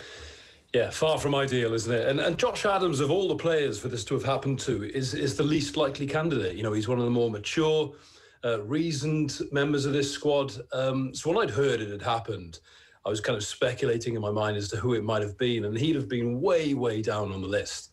So I was really, really surprised. You know, he's not a reckless sort of bloke and not the kind of guy that normally ignores the rules. But yeah, on this occasion, just an absolute brain fart, I guess you could describe it as. You know, the gathering he was at was apparently posted on social media, so someone somewhere didn't think there was anything wrong with this. But of course, the ramifications it could have been massive. You know, he came back and trained, did a full session with the squad before it was discovered what had happened. So had he contracted it and it had gone through the squad, the whole tournament could have been in doubt. So yeah, very, very dodgy start for Wayne Pivac in his squad. So if one of the mature players isn't fully au fait or hasn't quite copped what you're supposed to be doing, does this suggest that there's an issue, a broader issue, or is it just a brain fart? Like, does this call into question Wayne Pivac's leadership and the management and their, you know, just their power over the group at the moment, or are we reading too much into that? I think, yeah, you're probably reading a little bit too much into that. I mean, Wayne Pivac is a disciplinarian, and he has been throughout his time in Wales. You know, there were times when he arrived at the Scarlets years ago now, 5-6 years ago, and there was sort of a suggestion of a mutiny there because a lot of players weren't happy with his methods, and he dealt with that very swiftly, and those players were moved on, and he went on to become a very successful club coach. And he's dealt with this, I think, very swiftly and quite strongly as well, you know, suspending the player for 2 games. You know, we've seen footballers do similar things and not have suspensions. So I think this has been dealt with swiftly and strongly. I don't think there's any question that the management have lost control of the group. It's just a one-off case from what I can understand. I just hope, as I say, that, you know, it hasn't spread to the squad and we won't turn up positive tests further down the line. But I think for now, they just want to park this and get on with the rugby. Speaking of the rugby, what is your expectation in terms of performance levels from this Wayne Pivac team? Because we haven't yet seen him transform what he was able to do at club level to the national side. Yeah, it's a strange one. I was an advocate of Wayne Pivac getting the job. You know, I watched his Scarlets team progress the way they did, and they played some absolutely beautiful rugby under his tenure, including, and you guys will remember this well, that final against Munster in the Pro 14, where everyone thought they were the underdogs by some margin, and they ended up blowing Munster off the park with a kind of champagne display of rugby. So I was an advocate of him getting the job over Dave Rennie in the first place because I'd seen firsthand how he transformed that Scarlet side. And I think the romantics in Wales were expecting him to be able to do the same with Wales really quickly. And even during the Warren Gatland era, which is, you know, the third golden era of Welsh rugby, there were a huge constituency of Welsh fans who didn't like the way Wales played. They liked the fact they were winning trophies, but they didn't like the fairly one-dimensional way Wales were playing, and they wanted a more multi-dimensional game. And that was, I think, what the romantics think or thought Wayne Pivac would bring. It's just taking a longer time than they realised, and Test rugby is the most unforgiving arena. You know, you don't have the luxury of 2 seasons at club level where you can evolve and tweak. You need to start winning quite soon, and that's the position Wayne Pivac finds himself in now. 3 wins in his first 10 games, admittedly, you know, disrupted by COVID and all kinds of other things going on, but he's not the only coach having to deal with that. He's just the unfortunate one who's come into a position occupied by someone for 12 years who is enormously successful and now has to change things and go in a completely different direction. Did you see bright sparks, Ross, last year from what Pivac was trying to do? Obviously, when we look at the results, it doesn't look good. But from watching every single game last year, do you see that there's a potential uptick in certain areas of this team? I've not seen a great deal, to be honest, and that's why it's becoming an area of concern. You know, there were glimpses. You go back to the first Six Nations game last year against Italy, when they nailed Italy at home. It seems weird to think that was barely a year ago, and it was a full, sold-out Principality Stadium. And they scored some lovely tries. But of course, that was against Italy. There's always that caveat. And they also made some defensive howlers in that game, which against a more competent international team, they'd have paid the price for. You know, the Autumn Nations Cup, that game against Ireland was a nightmare to watch from a Welsh perspective. They just seemed to offer nothing whatsoever and appear to have regressed. Against England in the Autumn Nations Cup, we saw a bit of steel that was always associated with the Gatland years. You know, defensive steel, physicality, and a lot of people thought they wouldn't stand up physically to that challenge of England.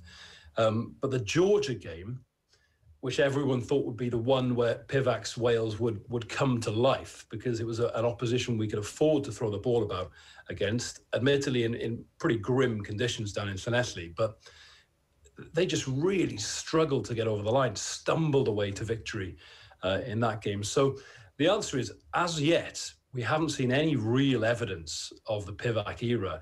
I'm just hoping that the mantra that's come from this management group, that the Autumn Nations Cup was all about developing players, and they did. You know, Shane Lewis-Hughes, Jim Botham, Callum Sheedy, Johan Lloyd, all these guys got exposure to Test rugby.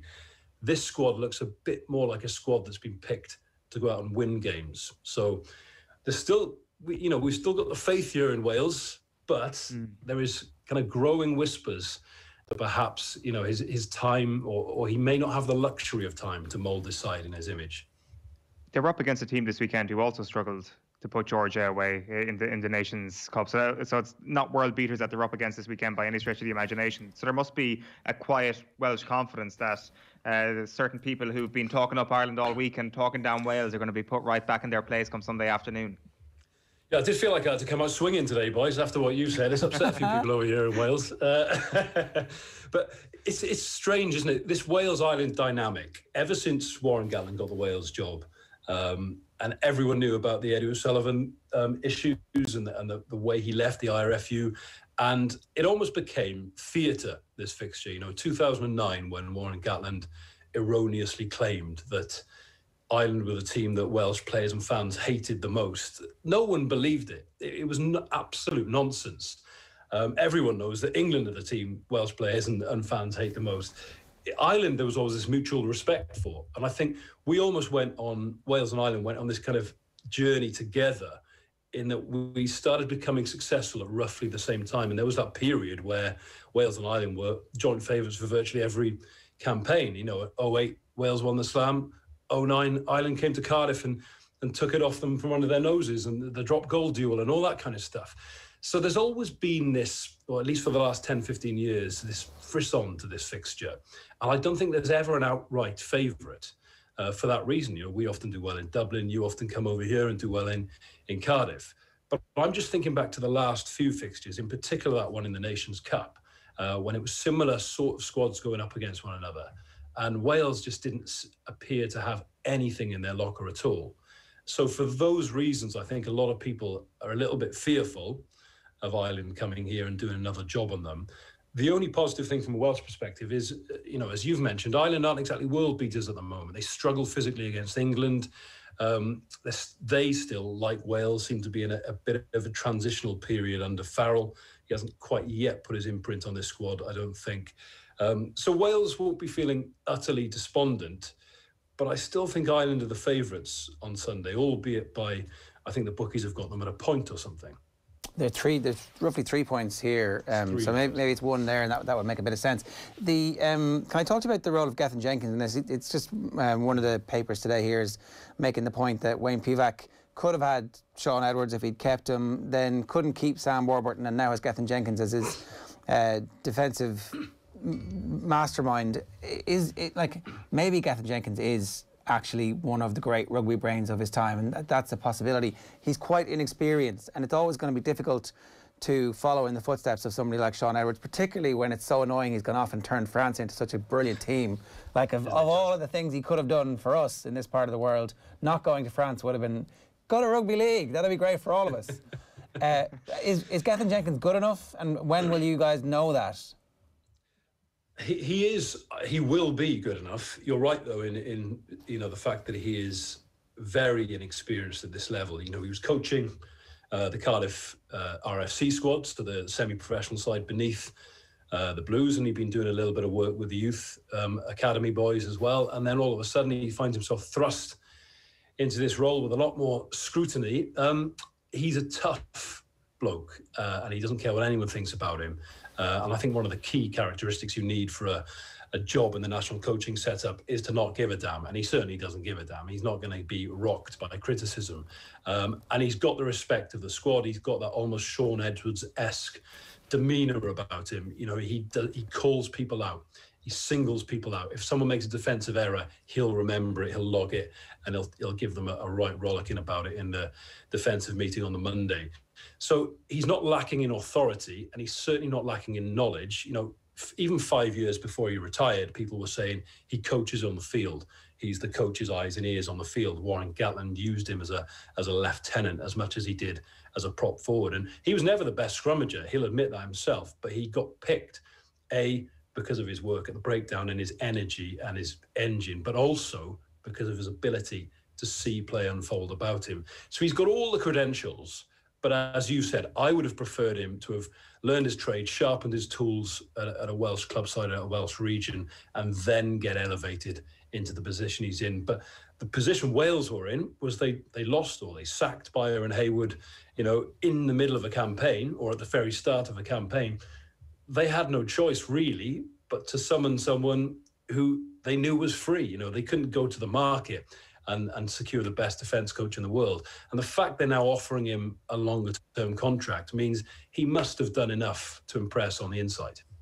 How much time does Pivac have? Because this is an interesting conversation that Bernard Driscoll was on with us last week and kind of was fairly casual, but, also pointing out that, you don't really sack the coach after next year's Six Nations, almost irrespective, unless it's a complete disaster, because that's a year out from the World Cup. However, rugby unions are definitely going to look at this Six Nations and go, well, the new coach will have time to fix it if it's a disaster. So if it's a disaster for Ireland, Andy Farrell is really up against it.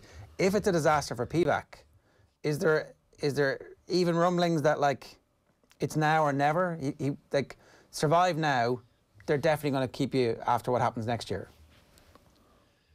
There's an element of that. I mean, Wales can be the most unforgiving place to be a rugby coach, and there were whisperings of him being sacked halfway through last year's Six Nations, and that will always be in Wales. And prior to Warren Gatland, who was here for 12 years, we had a habit of sacking coaches, weeks before World Cup sometimes. For the 95 World Cup, Alex Evans had been coach for about 4 weeks. And Gareth Jenkins was sacked in the car park after the World Cup in 2007. I can't see that happening right now. There's something of a power vacuum at the WRU because Martin Phillips, the long-time chief exec, has left. Gareth Davis, the chairman, lost a seat on the council, so he's no longer chairman. So the finance officer who worked under Roger Lewis, the previous chief exec, is now the acting chief exec. Ryan Jones has left from his job looking after all rugby at pro level. Gareth Davis, as I say, has left. There's a new chairman in who, while very respected, comes from the ranks of club and grassroots rugby, so doesn't necessarily have that business experience that Gareth Davis had. So there's a sort of feeling that there isn't someone sort of, vastly experienced in charge who would grasp the nettle and make a really bold decision to sack a coach like that. So I think that buys Wayne Pivac a bit more time. And publicly, as you'd expect, the union have been very supportive of him, and they've said he's got this contract to take us through to the next World Cup. But it's known that there's a break clause in that contract after 2 years.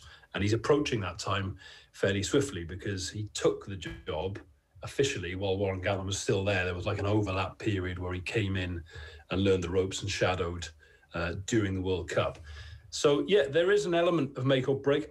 Wales, as I say, are famous for making rash decisions, or at least they were before the Warren Gatland era. If you're asking me personally, having seen what he did at Llanelli Scarlets and the way it took a while to convince the squad that this was the way, I think he needs time, because I've seen a Wayne Pivac side at their best rip teams to shreds and do so without necessarily being overtly physical. There's a kind of school of thought that you have to be physical in Test rugby. It's a level above, and maybe that's right. But if you're asking me personally, I'd like to see him given a bit more time. Yeah, OK, that's fair enough. Ross, we did seem to make a bit of a stir with our comments during the week. People obviously have nothing better to do with their time. We're very sensitive in Wales, and sometimes when that temperature rises, people can't tell the difference between what's tongue-in-cheek and what's not. But funnily enough, as I was about to go to bed last night, I was tweeted by someone saying quite angrily, "What are your thoughts of these guys over the Irish Sea and stuff?" And I said, "Well, actually, I'm speaking to them both tomorrow morning, so I can address it with them head on." But you seem like a very polite and mellow gentleman. So did we touch a nerve? Is that what happened? Is there an element of there's a fear in Welsh rugby that actually you might be on the precipice of a disaster, but equally, maybe the nerves in Wales are always red raw ahead of a Six Nations tournament. You don't have to touch a nerve; they are already pulsating and raw and ready to be wounded. So yeah, and I'm sure you're well aware of that. I don't know what it is about our national psyche, but it's okay for Welsh people to criticise the Welsh rugby team. That's a national sport, and we're very good at it. But if someone else dares to do similar, then woe betide them. Can I just say, Ross, we've got an exceptional record. Before the first game of the 2019 Six Nations, we said that no England player would get into the Ireland team. And I don't think Ireland laid a single glove on England ever since. And we single-handedly changed the rivalry. So congratulations in advance to Welsh rugby on their dominance in this rivalry over the next few years. Well, in my back pocket, see, if this was going to get a bit tasty, I did have all the significant victories Wales over Ireland, of which there have been many in the last decade. But I've not had need to bring those out. Oh, look, we're all too familiar with them. That's why if there's a slight, in any way, alteration in the balance of power in this rivalry, we're going to enjoy it for a change. Ross, good stuff. Thanks a million. Cheers. Enjoy it. My pleasure. Take care. That's Ross Harries there. He's the presenter of BBC Scrum 5 and broadcaster at BT Sport and Premier Sports as well. If you've missed anything this morning, you can get it back on the OTB AM podcast. Just search for OTB AM wherever you get your podcasts and hit the subscribe button. You'll get the podcast in your feed around about 10 o'clock, and it's time-stamped as well, so you can flick forward to just the bits that you want. The best place to get it these days is, of course, on the OTB Sports app. At 8 minutes past 9, we're going to take a quick break. We'll bring you our Super Bowl Superfans chat with Mossy Quinn and Kieran Donaghy. There's our OTB TV picks with Sue Murphy. Racing next with Thom Malone. OTB AM. This is OTB Sports Radio. Off the ball. Now here are City. Here is Gabriel Jesus, spins and scores. One chance, one finish, and one equaliser for Manchester City. It's City 1, Liverpool 1. Liverpool and Manchester City renew rivalries this Sunday at Anfield. We'll have full live match commentary for you on a busy off the ball. Damien Delaney will join Nathan Murphy for the 4:30 kick-off. And before that, it's Brian Kerr with Stephen Doyle as Leicester visit Wolves. Ireland kick off their Six Nations campaign in Wales, and we'll have all the updates, plus the usual paper review. It's all to look forward to on Sundays Off the Ball, live from 1 until 7. Off the Ball. Don't miss a moment of the action every weekend from 1 p.m. on OTB Sports Radio. Listen live on the OTB Sports app. Long time throughout the career, I suppose I would have counted myself quite lucky regarding injury, you know, and I suppose that was probably the Rocky Dawes perish, and I had a bad couple of years of it now. In the space of 4 or 5 months, I shattered my jaw and fractured my skull in one belt, and then just back after the lockdown, and I broke my my sternum. There weren't very lengthy absences. I suppose they're painful at the time, and but it's nearly more painful to sit and watch someone else ride winners on the horses you should be riding than it is physical pain, you know.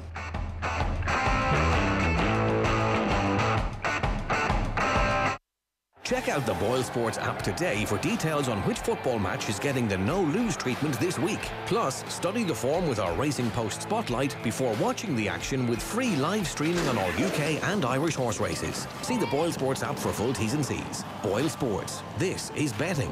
Gamble responsibly. See gamblingcare.ie 18+. OTB AM. With Gillette, we don't just play the game, we change it. Gillette, made of what matters.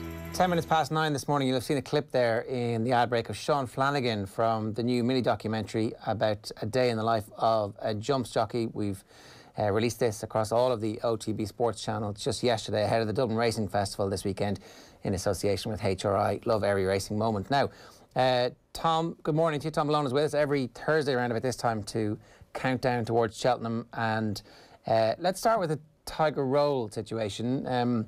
They've mapped out a plan, a course of action to get Tiger Roll to Aintree to defend the Grand National title, but there's a little bit of doubt about whether or not he's actually going to follow that course of action. Eddie O'Leary saying, no, not sure about this now.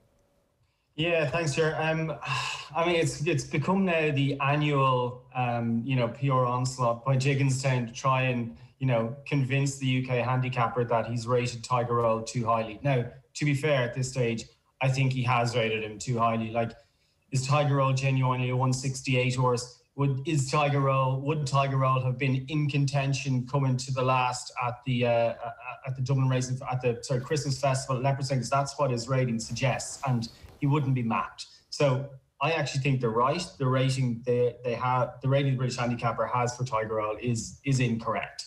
And like, he was well beaten last year at Cheltenham. You have to bear in mind he has done very little on the track since. He's only won one race since he won the Grand National, and it's a kind of an annual PR campaign at this stage by Jigginstown to try and get that rating down a little bit in the hope that he will take part in the Aintree Grand National. But Eddie O'Leary suggested that the horse will actually be retired if he doesn't run well at Cheltenham. And to be fair, if you look out the window for the last month, it's been doing nothing but rain. That's the situation at Cheltenham as well, where they had no racing there last week because it was waterlogged. So, I mean, the chances of Tiger Roll getting any sort of good in the going description come the Wednesday of the festival for the cross country race seem quite slim at the moment. So, I would suggest that the prospect of Tiger Roll being retired at Cheltenham is quite legitimate, unfortunately. Okay, so there's a reasonable chance we don't actually get to see him try and add to the history he's already created. You mentioned Cheltenham and the absence of racing at Cheltenham and loads of other of the British tracks because of the weather is really playing havoc with our understanding of the contenders for the Gold Cup this year. Yeah, and particularly someone like Nicky Henderson is starting to run out of a little bit of time with the likes of Santini and Champ. You think of Bristol de Mai as well. He's missed, obviously, what was the Cotswold Chase last week. That's now going to be run at Sandown this weekend on very, very testing going. But it's not really the same test. I mean, you want a course and distance trial. It was trials day. So, and it's an ideal timing as well, just, sort of 6.5, 7 weeks out from the festival as well. So it would have been an ideal prep. Now, the chases from that trials day have been moved to Sandown this week. Again, Sandown, very different test. And also Sandown is not guaranteed to go ahead because they've effectively had to abandon the hurdle race in that card. They're going to run an all chase card that will include the Cotswold Chase, where hopefully we'll get to see the likes of Santini and Bristol de Mai, who are, hopeful Gold Cup runners. But I mean, the likes of Champ has not run since the Cheltenham Festival last year.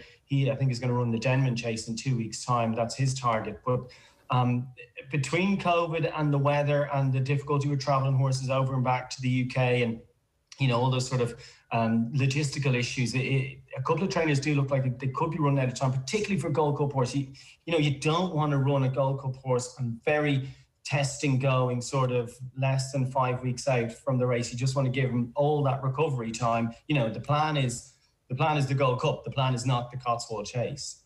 That was the next question here. So, like, these horses it's about maintaining a level of fitness. So they'll get, you have your blowout, you go as hard as you possibly can now, and then you recover. It's not like a tune-up now and then you go full out again, is it? Or is it horse-dependent?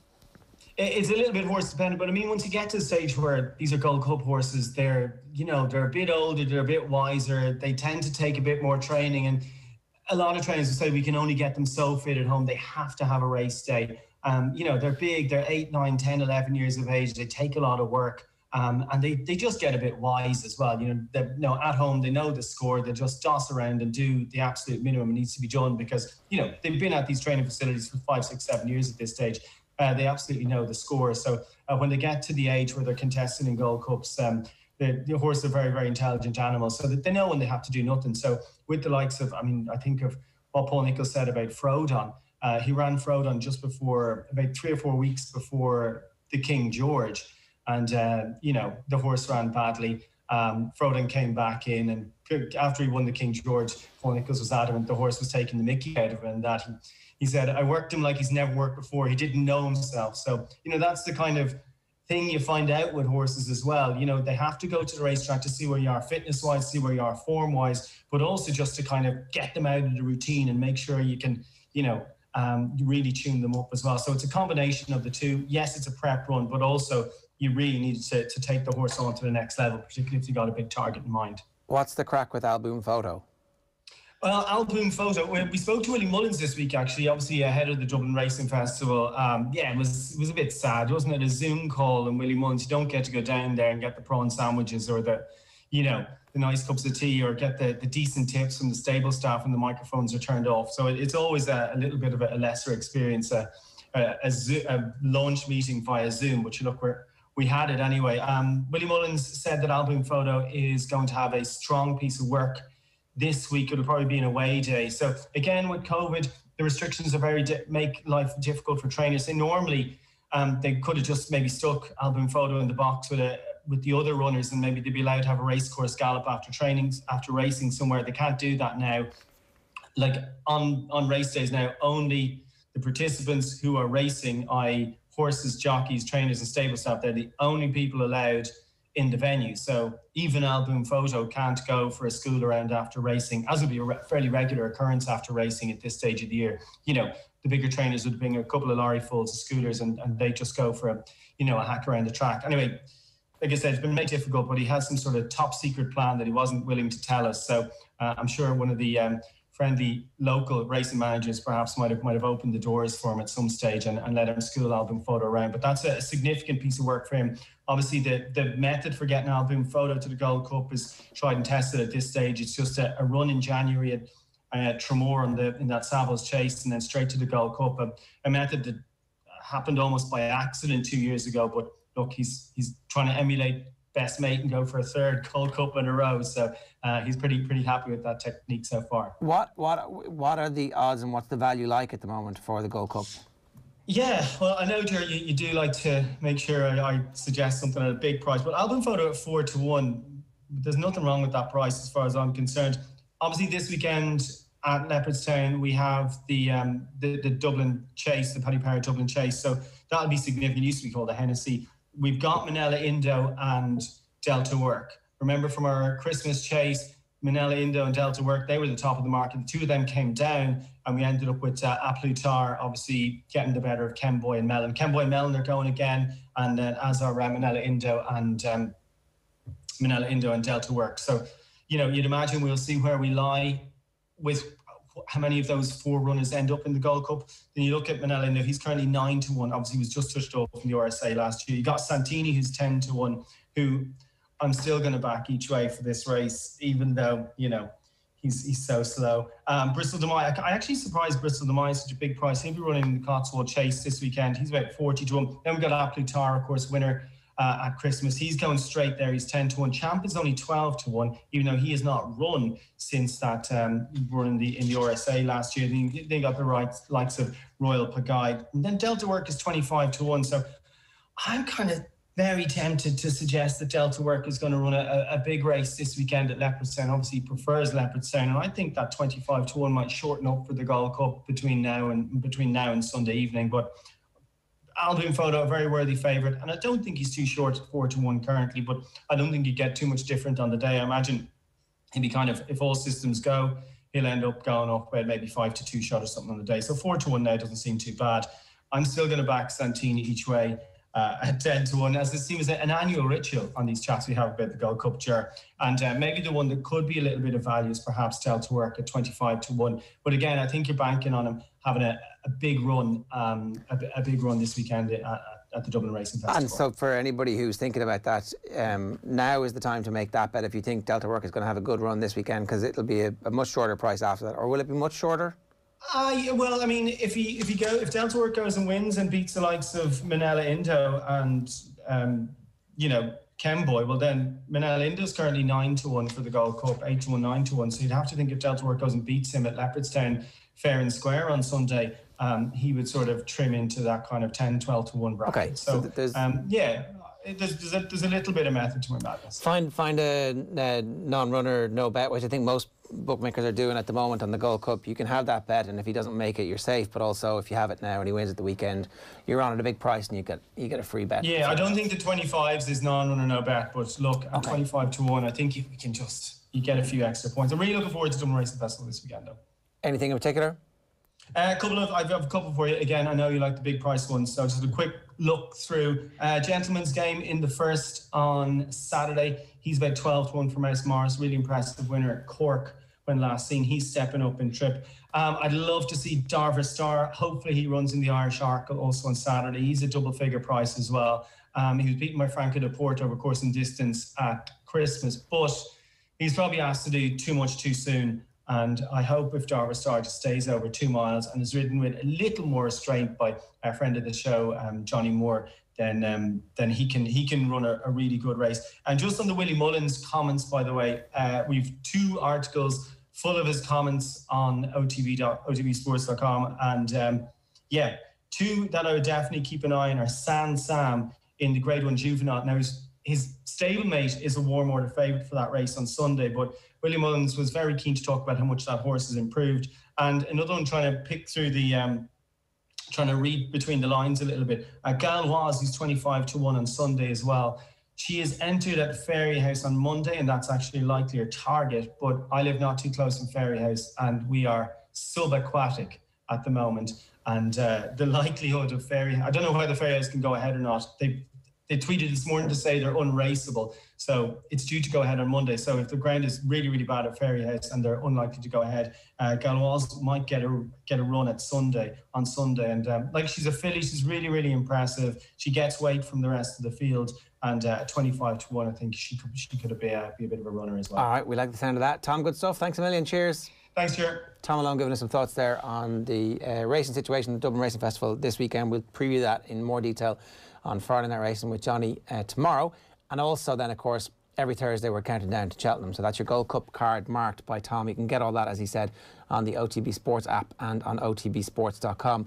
In the meantime, we have our World Cup final of Premier League pundits. It has been decided. It is an all-Manchester affair, as we predicted. Owen, what are the results? It's going to be Gary Neville against Roy Keane. Gary Neville got 84% of the vote against Micah Richards. Roy Keane got 82% of the vote against Ian Wright. So a landslide win. Disappointing, underwhelming semi-finals. But hopefully 2 greats going at it in the final will give us the decider we all deserve.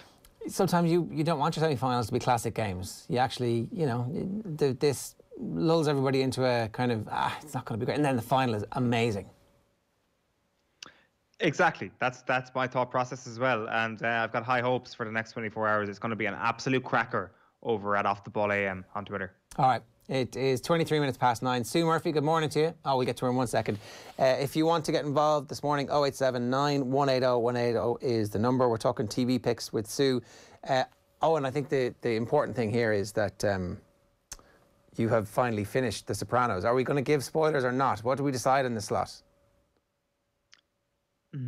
Well, we could just say spoilers are coming. We're not going to be able to avoid spoilers. So if you are not looking for Sopranos spoilers, if you are trying to avoid them, if you are currently watching them, then this might not be the slot for you, because I just can't see anything leaking out here that might protect people from not hearing it. Grant, okay, so spoilers ahoy. We're going to get to Sue in just a moment, just having a bit of trouble with her audio there. What do you think happened at the end? He's dead. It's pretty obvious. The ending is fantastic. Tony Soprano is dead. He gets shot dead. It's a perfect throwback to his conversation with Bobby on the boat, where he says, you don't even hear it when it happens. All you see is, I think he even makes some reference to going to black, or all you see is black, but it doesn't matter anyway. All he said is, you don't even hear it when it happens. And there you go. There is no sound, no nothing, just darkness. That final season, what are your standout moments? Episode 1. Sorry, I'm just trying to think what happened in the final. Episode 1 is absolutely sublime. What's that? When he gets shot. When he gets shot at the end of that episode. And there's something else at the start of that episode that I'm completely blanking on at the moment. But him going through that gunshot and Junior coming out of nowhere to shoot him is just this incredible cliffhanger at the end of episode 1, because The Sopranos does not do cliffhangers. I mean, all its big moments tend to be early in the episode, or maybe 10 minutes before the end. They don't really do it at the end. But the gunshot was pretty close to the end, and that was one of the most shocking things. Like, you start to notice a lot more intelligent things that the writing team do the more you watch it. And like, I mean, in the last episode, when the cat gets introduced, and I start to realize that, hold on a minute, the writers of The Sopranos believe in the reincarnation of human beings. And why didn't I spot this before? Because this is clearly Adriana, who is meowing constantly at the photograph of Chris. And you're kind of like, oh yeah, the wardrobe department, she was often wearing leopard print, she was reincarnated as a cat, that's pretty obvious. And there's a whole, I think it's a Reddit thread on all the other animal incarnations that have existed in The Sopranos. So I need to rewatch it and get up to speed in all of this. Like, the horse is the horse, I can't remember who the horse is. I think it actually might be Jackie Aprile. Right, okay. The horses. You've taken us down a tangent I didn't want to go down. But other highlight moments from you haven't mentioned Christopher. Christopher's death is, it's pretty shocking as well. Again, that's in the opening minutes of an episode. It didn't, it is obviously the significant moment, but I think it just takes such a long time for that to seep in, for you to actually adjust to what you've actually just seen. It's unbelievable. I thought that was that was shocking to me. It is so callous, and I guess it almost looks routine from Tony, the way he puts him away at that point, and it is brutal, and obviously it's horrible, and he was one of my favorite characters in the entire thing. It's just this last season is just phenomenal. It's perfect, and you start to think to yourself, where does the entire TV show rank in the greats? And it is, I think, right up there as number one in terms of my favorite television shows ever. We'll have the conversation about which is better, The Sopranos or The Wire. And I think The Wire is like Manchester City getting 100 points in a Premier League season. The Sopranos is more like Leicester City winning the Premier League. You feel more things about it, and you can maybe relate to it a little bit more than The Wire. And I think The Sopranos proves that the idea that I've never associated with a mob movie or whatever, that's the whole idea is complete rubbish. Yeah. Because there are so many different themes in this television show that are very relatable and so brilliant. Sue Murphy, good morning to you. Hi, how are you? He's finished. He's just finished. Finally. Yeah. I still haven't watched the last episode.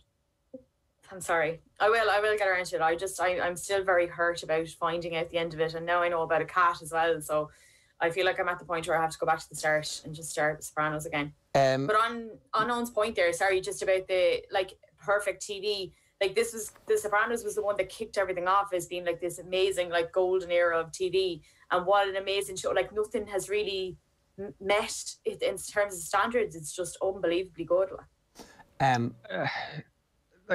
It's an interesting one. Has anything met? I think you can put that and The Wire definitely on the level above. I do think Breaking Bad came close. I think you can forget about Game of Thrones in this conversation because of the way it completely cocked up the last season. I do have Breaking Bad up there. No, I think the ability to really like Tony Soprano, even though he's not the greatest man in the world is still better than Breaking Bad. Like, you just hate Bryan Cranston's character all the way. Like, he's just horrible after series 2. I didn't hate him all the way. After he lets your one, sorry, spoiler for anyone who's seen this, after he lets your one die of the overdose. I know, but done. Yeah, well, but you're still with Tony. You're still with Tony after he murders Christopher. Like, you're still right there. That wasn't a mercy killing. That's not the end of Lamb. That's one of the most... And you're still like... Oh, he's having the fries and the onion rings. Yeah, this looks like a nice little family gathering. Anyway, I want to just get something. You brought to us the news that you had the final episode for you spoiled. I went and did a little bit of research on that. JP Gilburn, who would have been co-author of the crime that you claim was perpetrated, denies that it happened. He said no. Of course he denies. He doesn't remember yesterday. No, we would not have done that. It does not sound like the type of thing that we would have done. And went as far to say that if we did do it, we would have been making something up. So what seems like has happened here, Sue, is that you have accidentally not watched the end of the greatest TV series that you committed 5 or 6, 7, 8 years of your life to on a joke.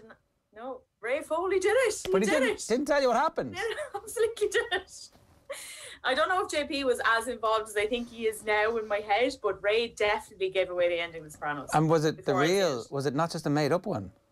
No, it was the real one. It was so all I know about the last episode of The Sopranos, and apologies for anyone who hasn't seen the last episode, like me, was that there's a scene where he's in a cafe eating and somebody comes in and then the screen goes dark and you don't know what's happened. Is that right? I mean, yeah. Yeah, but I haven't seen that, so... The whole fade to black thing is so out there at this point that there's no way you could possibly not have seen that. So I knew that was coming. I knew there was going to be. That's where I knew it from. I swear to God, Ray Foley and JP were the cause of me not watching that last episode, and I'll never forgive them for it. Well, I mean, yeah, well, Jared did the same thing, but just went on air with fake news. Yeah. Maybe that was like the theme of the radio shows that morning or whatever, that everybody just brings to air the nonsense that actually didn't happen. I don't know. It's a horrible way. Like, I don't think it should affect your thinking whatsoever, Sue. This is all about the journey, and it's all about the memories you made along the way and the friends we made along the way. This is not about how it ended. The murderous friends and people we lost. A lot of people we lost along the way. And the very fact that it is up to you, that it is in the eye of the beholder at the end of the day. There isn't a plot that is given away at the end. You don't know what really happened at the end. Exactly, and actually, there's only once ever that David Chase has referred to that as a kill scene, but there's also like a debate between... The whole point is that this story doesn't end. It goes on and on and on and on as the music plays. So you get you pays your money, you make your choice, and... I was just very hurt. Just right. Like, I think you invest in these characters. Like, I'm a lunatic about TV. I really invest in the characters. And after years of watching it, and then those days we weren't watching it like in bulk, you were really committed to watching The Sopranos. And then having the ending spoiled, I was like, I can't do this. Yeah, I can't do that with any TV. Watch it week to week. It's completely pointless now, I think. And I think that's the way they intended some of those series to be watched, though. We've talked about this before. Yeah, well, whatever. Whatever. Watch the last episode, Sue. I mean, you could join the conversation, and now you're free to listen to that podcast series. Oh, and it's very good. There's weeks and weeks of that for you to chat about. Shiny new thing that's out and available to stream this week. Sue, where are we going? My first one is Malcolm and Marie, which is on Netflix from tomorrow. And this is kind of interesting because it's one of the very few things that have been shot in lockdown. I had to read it. I tend to not read reviews before I watch something. I read it afterwards just in case it influences anything I'm watching. But I read the reviews afterwards and they're very mixed. And honestly, that's kind of how I feel about this as well. Like, I'm over and back about it. Some days I'm like, I watched it last week. I was like, yeah, I really like that. And then other days I'm like, I don't know if I like that at all. So it's kind of all shot in the same house. And it's basically, they come back after... John David Washington plays this filmmaker who comes back, and he's a director, and he's had a really successful night, and his film's done really well, and his girlfriend is Daya, and she is very annoyed about something, and you don't really know what she's annoyed about, and she's kind of storming around the house a little bit and making him food and trying not to throw a pot at him and stuff. And then the whole relationship just kind of unfolds over about an hour and a half, and you kind of find out what she's really annoyed about, and it kind of starts with him not thanking her in his speech and then works backward from there.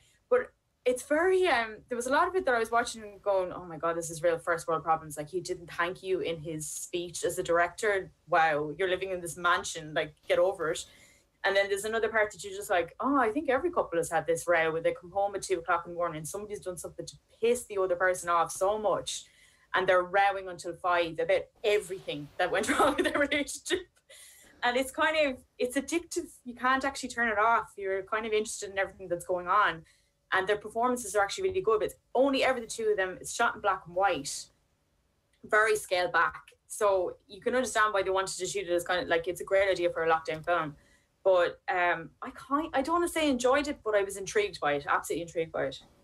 It looks class. Like, what is the negative commentary around it? I haven't read any reviews. I've just seen the trailer and it does look really good. It can be a bit over dramatic in parts. Like, she has a great speech. I don't want to give away her speech. She's a great speech about 3/4 of the way through it. And it's a bit like, I don't know if anyone would ever have that conversation in real life. Like, it feels like it's set up for her to have that speech. Right. So that's what I kind of felt. It was just a bit like, it kind of taps into how couples would have a row. And then there's this other thing where they're like, you feel like you're kind of auditioning for a film there. But besides that, it's good. Did you like Uncut Gems? No. That's sacrilege. Did you like it? That's sensational. Did you like it? I couldn't. Absolutely I turned it off after an hour. I actually couldn't take the noise anymore.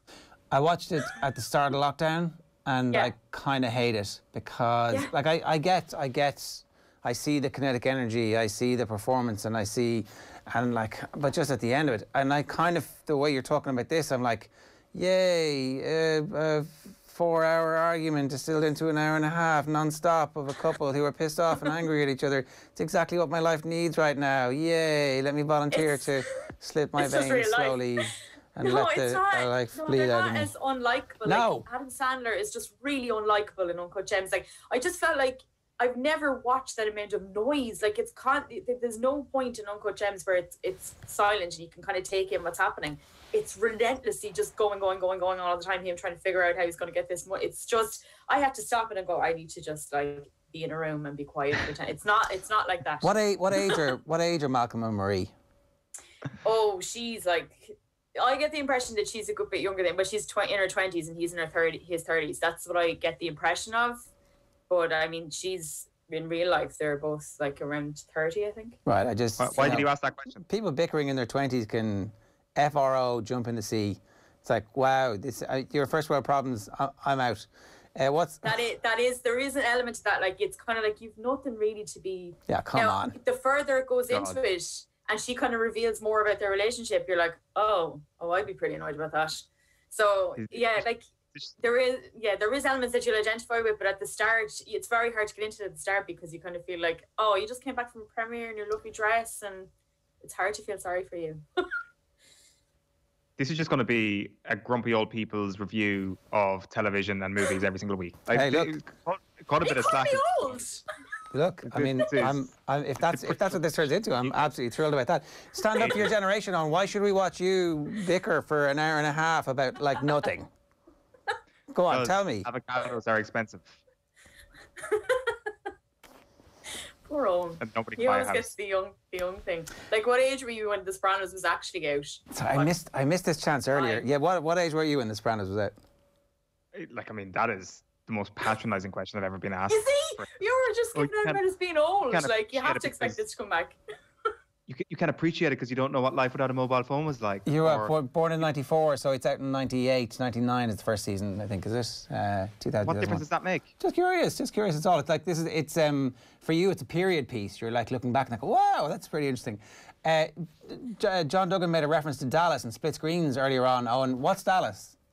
Oh, I was waiting for you to come back to this. Whenever anybody makes a cultural reference, sure, it's like, oh, look at this, look at this novelty we have in the corner here. Somebody who's actually born in the 90s. What's the answer? Doesn't matter. The only thing that matters when it comes to split screen is 24. When I hear split screen, all I hear is Jack Bauer. So you don't know what Dallas is, actually. You don't know what it. Of course, I know what Dallas is. What is it? Like, of course, it's a former television show. Anybody famous in it? Loads of famous people like JR. Hey, okay, good man. You got JR. We got there. That's perfect. Poor Eoin. Like, we've had this discussion before. Like, Eoin went to see Star Wars. Was it Phantom Menace? You went to see in the cinema. And that was your first Star Wars experience, and you still think it's the greatest film ever, and we've had such rows over the desk about this for ages. It's terrible. It's the worst film of all time. You should leave it. Phantom Menace is underrated. Phantom Menace is used by people like you. It's used by people like you to say, oh, back in our day, we had good culture. Kids these days don't know what it's like to have good stuff like we had back in the 70s and 80s. They don't. As a result of well, there was good stuff that year as well. Blair Witch Project was out in cinemas that year, almost the exact same time. Anyway, look, we've got to move on because we're tight on time. Murder at the Cecily Hotel. This is an LA hotel. I'm embargoed from actually giving a review of it, so I'm just going to point people towards it. But this is a 4-parter. I've seen the first episode of this. It's 4-parter that's on Netflix from tomorrow. It's the same guy who directed the Ted Bundy tapes that are on Netflix at the moment. I don't know if you've seen that. It's actually a very good documentary as well because it just comes from his point of view. And he did the extremely wicked film that's on Sky as well with Zac Efron. So he's very much into serial killers. But it involves the vanishing of a girl called Elisa Lam. And I have to say as well, bit of a kind of just don't expect too much of it being an amazing documentary, but the story is brilliant. True story? Like it's very... Yeah. Okay. Yeah, and I mean, the end of the first episode, you're like, what? You have to watch the next bit. And there's a YouTube video that's not like people who are familiar with the case. Like, there's loads of people that have died in this hotel. It's tied to a black tie. It's a really famous hotel. But I enjoyed the first episode. Well worth a watch. We're kind of out of time, but I'm going to start having this conversation to tease it for next week. Have you seen this? Go watch it. All our recommendations for this have been knocking it out of the ballpark so far. You wanted to talk about Succession. If you haven't seen Succession, stop everything that you're doing. Turn this podcast off. Turn this live stream off. Go get enough condiments, get enough food, get enough heat, get enough drink, and sit and binge on Succession. It is, if they continue at the level they're at, it is Sopranos level quality first 2 seasons. It's brilliant. It's just one of my favourite things. Like, I was thinking Billions with this as well because I started watching Billions and I just don't like anyone in it. And there is nobody likeable in Succession, and yet I love them all. So I just don't know how that works. It is brilliantly written, brilliant cast. It's got one of the greatest episodes in TV. I don't know how you feel about it. The dinner scene in the second last episode in the second series is just the best TV I have ever seen. It is unbelievable. Now, is that not the pig? Is that not the pig one? Or am I... Oh, sorry, yeah. Is that not the dinner scene? The one where he has to go... I don't want to give it away, but he's at a table and he has to meet somebody about taking over the company. Oh, I can't even remember now. And it's all of the family around the table and they're just all at each other very publicly in front of everyone and having goes at each other. The tension is unbelievable. It's so good. So it's binge watchable now because all the episodes are back up on Sky, is that right? Now TV, 20 episodes, totally. Like, if you haven't seen, and I feel like it's one of those things that I brought, it was like, everyone has seen this, right? But it's just, if you haven't, it's amazing TV. Okay, and Patrick Melrose, what's that? Oh, that's on Sky. So I think it's a 3-parter altogether. It's Benedict Cumberbatch. It's based on a true story. It's about a guy who was, this is dark. It is dark. That is the warning. But it's a guy who was abused by his father when he was younger, and kind of what happens in the fallout after that. He becomes a writer, because has a very bad drug addiction, and it's just kind of his story from when he was young all the way up with flashbacks between those 3 episodes. But Benedict Cumberbatch is brilliant in it, but it is, like, honestly, that first episode is so unbelievably dark. Don't watch this unless you really want to watch just a really good performance and a good script. But honestly, it's just one of those ones I couldn't stop watching it. It's really, really good. Okay, excellent stuff, Sue. Thanks very much for that. We'll have a more in-depth Succession chat next week, and we'll also have some more recommendations for you too. Sue, good stuff. Thank you. Thanks, Malone. Right, OTB AM live in association with Gillette. Good morning. Start with Gillette, giving you the confidence to tackle the day ahead. Tomorrow morning on OTB AM, Alan Quinlan will have reaction to Spurs against Chelsea. There's a crappy quiz, AM's cold cuts, and our Bernard Dunn interview. Right now, though, we're bringing you Kieran Donaghy and Mossy Quinn, 2 NFL superfans talking about their experiences at the Super Bowl. Enjoy.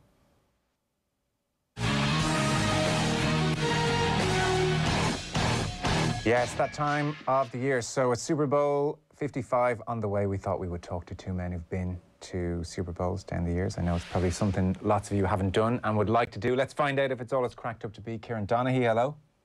Hey, Joe, how are you? Very well. And Mossy Quinn, hello to you. Hey, Joe, how's things? Very well. So, Donaghy, we'll start with you.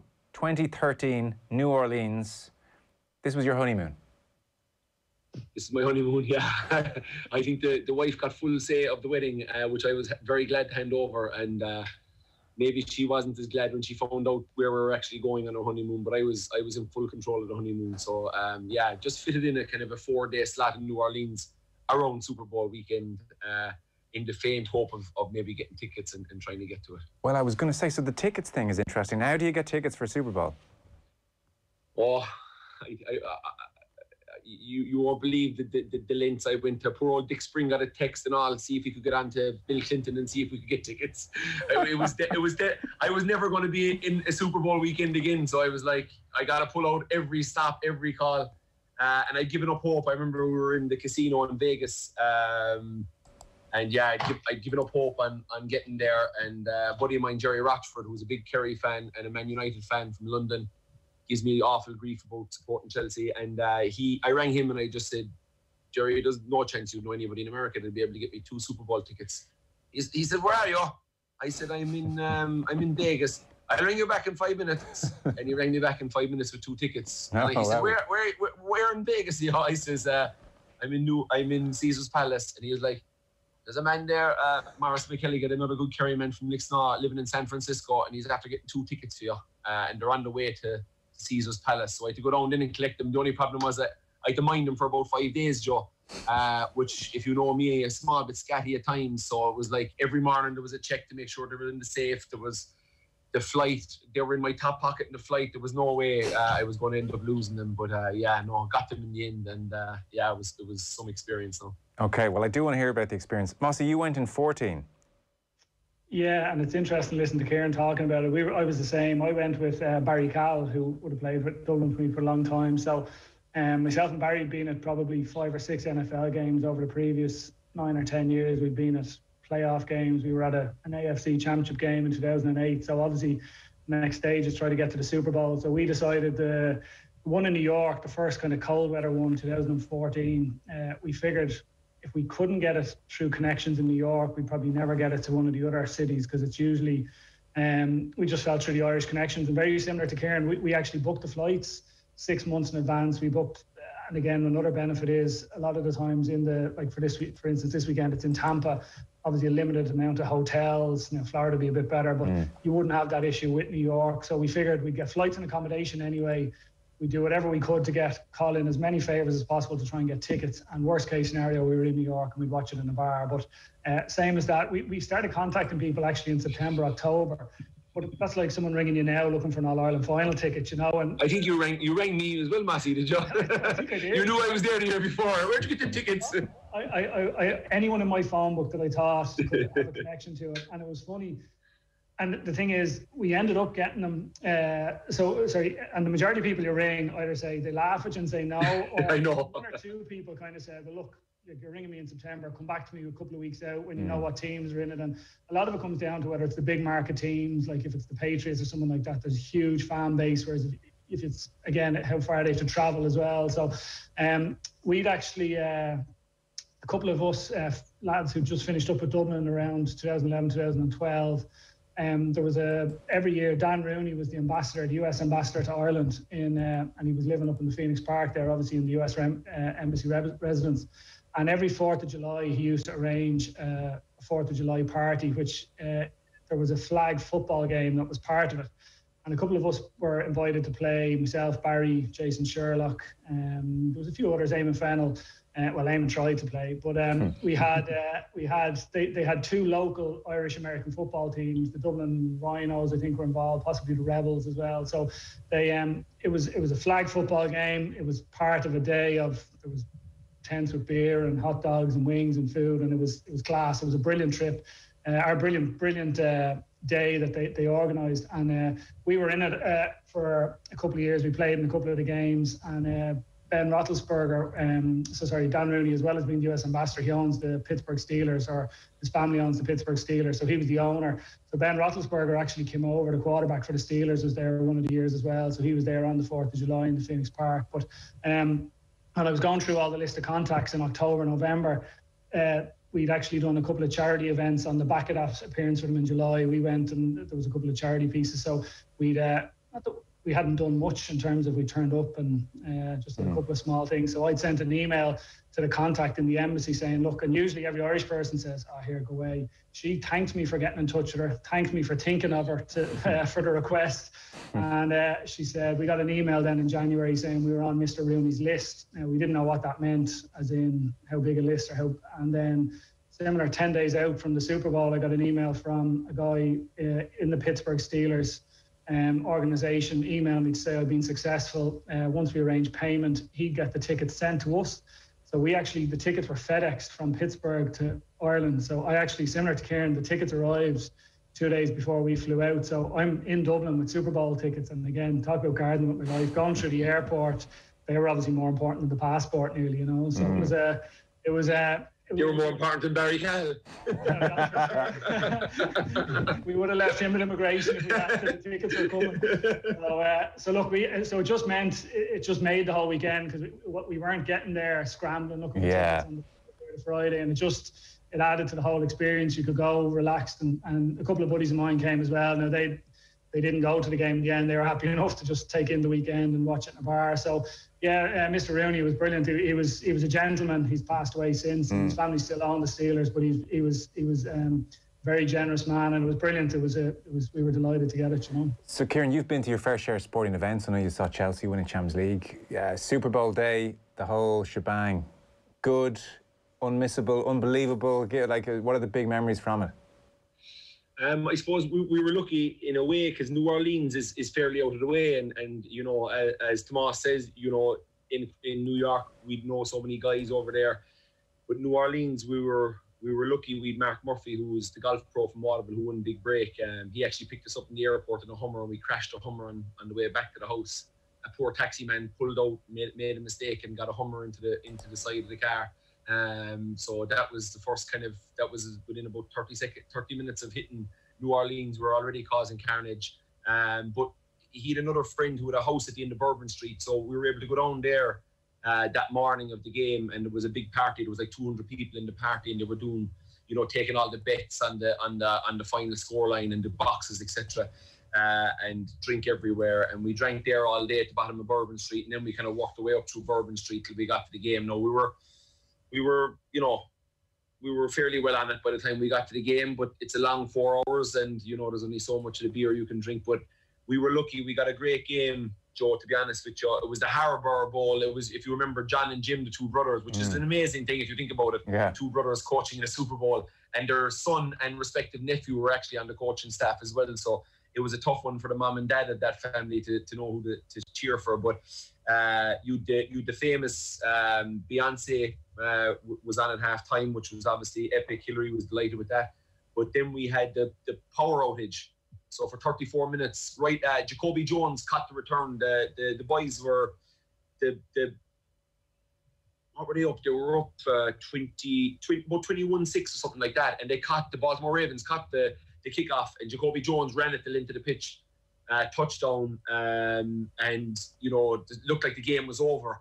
And within the celebrations of that, the power went out, and there was 34 minutes of kind of eerie silence. Nobody knew what was going on. Nobody knew why there was a power cut. You know, nobody knew the reasons.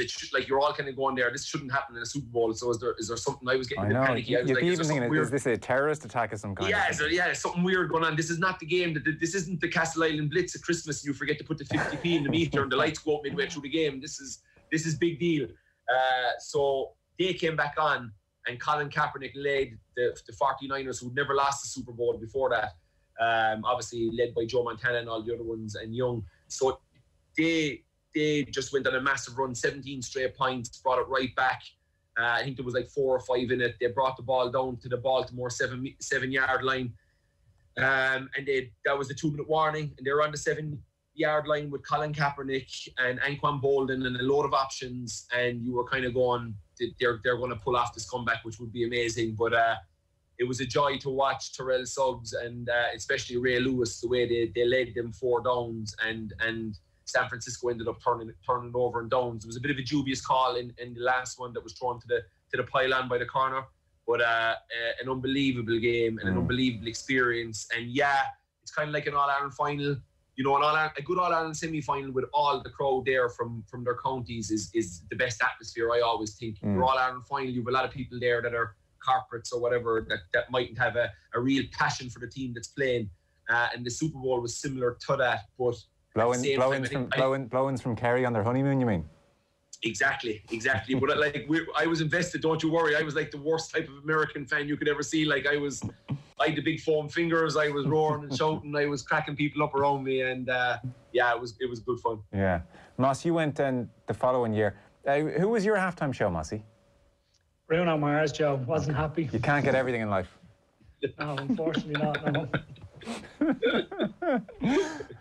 And so, what was a New York Super Bowl like? I mean, you're not kidding about. Like, this was the cold. This was the first Super Bowl played outdoors in a quote unquote cold weather city. So, I mean, like, are we talking? It wasn't Baltic, or was it miserable? They were blessed, Joe. The day of the game itself actually was fine. Like we were kind of prepared in terms of we'd loads of layers, loads of rain jackets, winter coats, and everything. Okay. But the next day. The day after the Super Bowl, the Monday, there was a blizzard in New York and Manhattan was shut down. Like we were actually trying to get out to JFK that evening to fly home, and you were sitting in traffic for hours. And it was just if the game had been on the Monday, it wouldn't have gone ahead. So they were absolutely blessed. So that was the risk they took, and they haven't really gone. They've gone, I suppose, cold weather to Minnesota, where the city's cold, but it was in a dome. So obviously there's no risk in terms of the game there. But they generally like to keep it in a kind of either New Orleans with a dome, or Florida is one of the they kind of rotate around Florida, or possibly California as well, are generally the safe options rather than the likes of New York or Chicago or Boston. You know. Okay, so. As an experience then, I mean, you got the Seahawks beating the Broncos 43 points to 8, so you didn't get really much of a contest. No, we kind of felt, and again, no one has any sympathy for you. You're at a Super Bowl, you can't really complain. But the previous couple of years, the Giants had beaten the Patriots in the last second. The Steelers had beaten the Cardinals in the last second. Kieran's explained his one the previous year. So you're going in kind of hoping for the best. And the two championship games have been brilliant games. The Broncos, with Peyton Manning leading them, had beaten the Patriots the week before in an epic game. And the Seahawks had this unbelievable defence. The Legion of Boom is what they call themselves. It was Richard Sherman, and they were incredible, and they just got off to a fast start. The very first play of the game, it was snapped over Peyton Manning's head by his centre, and it started with a safety, which never happens. I think it was unique, you know. But it was 22-0 at half time, and you're kind of sitting there saying, okay, look, it's Peyton Manning on the other side. If they score first, start of the second half, maybe we'll get something. And the Seahawks actually returned the kickoff to start the second half for a touchdown. So all of a sudden it was 29-0 and game was over, you know. So it was so from a contest perspective, we didn't get that, which was disappointing. But it was the whole couple of days around it. I think every whole city tries to do a kind of like a Super Bowl boulevard and a whole area with events on leading up to it. And they did that in Broadway, in around Times Square. They had 7 or 8 blocks. The whole of Macy's, the whole first floor of Macy's, I think, was just literally full of merchandise. So the TV studios set up around there, so you could see all the kind of the talking heads from the past players and everything were in and out of Times Square and in around the city itself, around Midtown. So there was plenty going on around the place. And then even, like I said, they were lucky with the weather, so we actually went out to the stadium early enough on game day itself. And again, there was loads of stuff happening. So the experience was incredible. It was just being greedy. I would have liked a better game, a more competitive game. Donaghy got New Orleans, an epic, the blackout, Beyonce at half-time, and you got Bruno Mars and a 43-8 stinker. But listen, will you go back again then, Moss? Yeah, you wouldn't believe, I was actually, there's a couple of us who have a significant birthday this year, and we were actually, before COVID struck, we were planning on Tampa. We were hoping to get to this one, so that's obviously gone out the window. So this time last year, I was actually considering the one in Miami, kind of through, again, people I know, there was a talk of a possibility of a ticket, so I was keeping an eye on flights last year, and I said I'd sit tight and I'd plan it better, and Tampa was doable between airports and travel and everything else. So I had it in my mind for this year. So we'll put it on hold for another couple of years. I'm sure we'll try and do something. But it's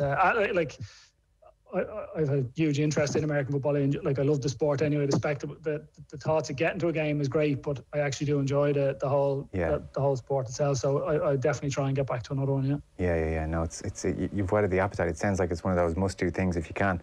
We were talking earlier in the show about a bucket list of sporting events that people really want to get to. Donaghy, what's yours? What do you get into over the next 10 years? What's on the list?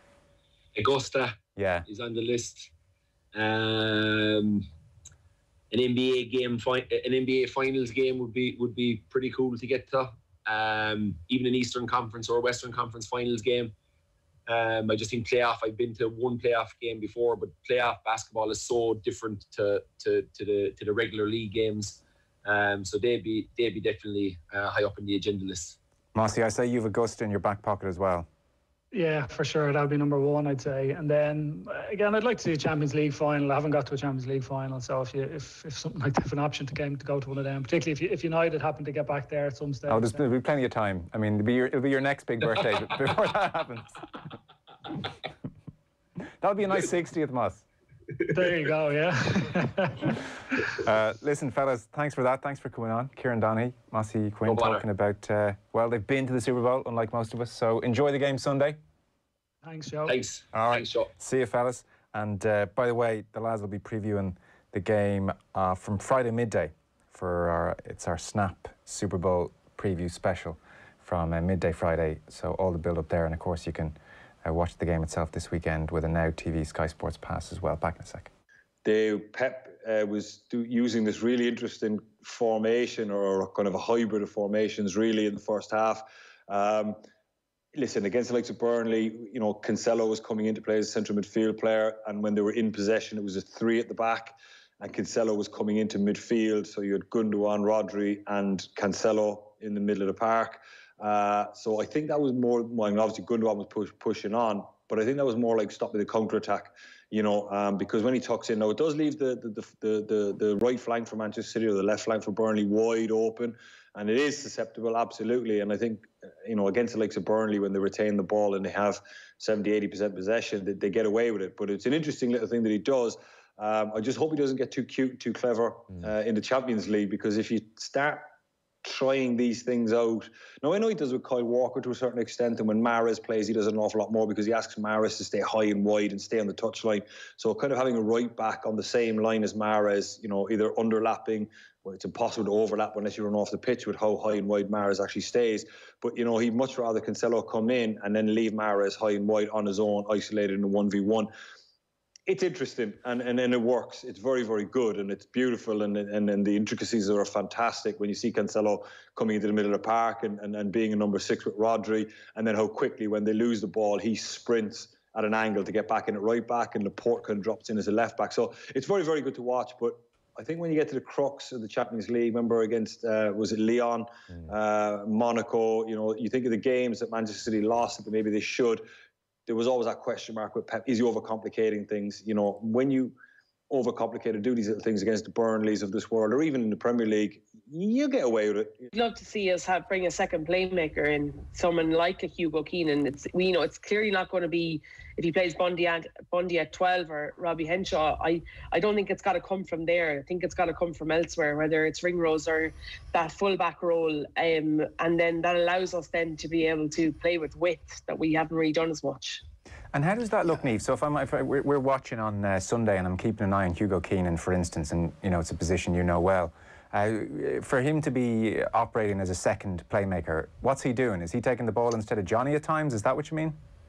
No, but you take control out further, so you have longer. You know, Johnny's really busy in terms of trying to manage the forwards and see what's kind of there in front of him, whereas you've got a way bigger scope, so you can actually demand the play or the ball and wider channels because you can see where the space is. It's also a case of coming like on a two-sided side of attack on either side of the ruck.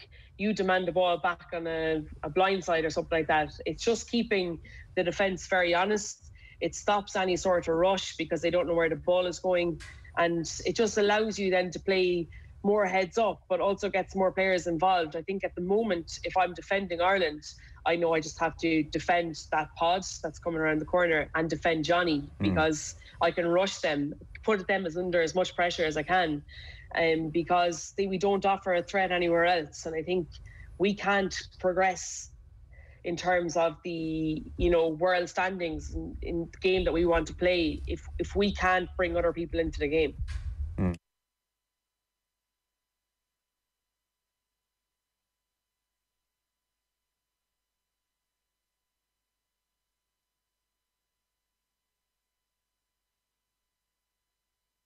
OTB AM. With Gillette, we don't just play the game, we change it. Gillette, made of what matters.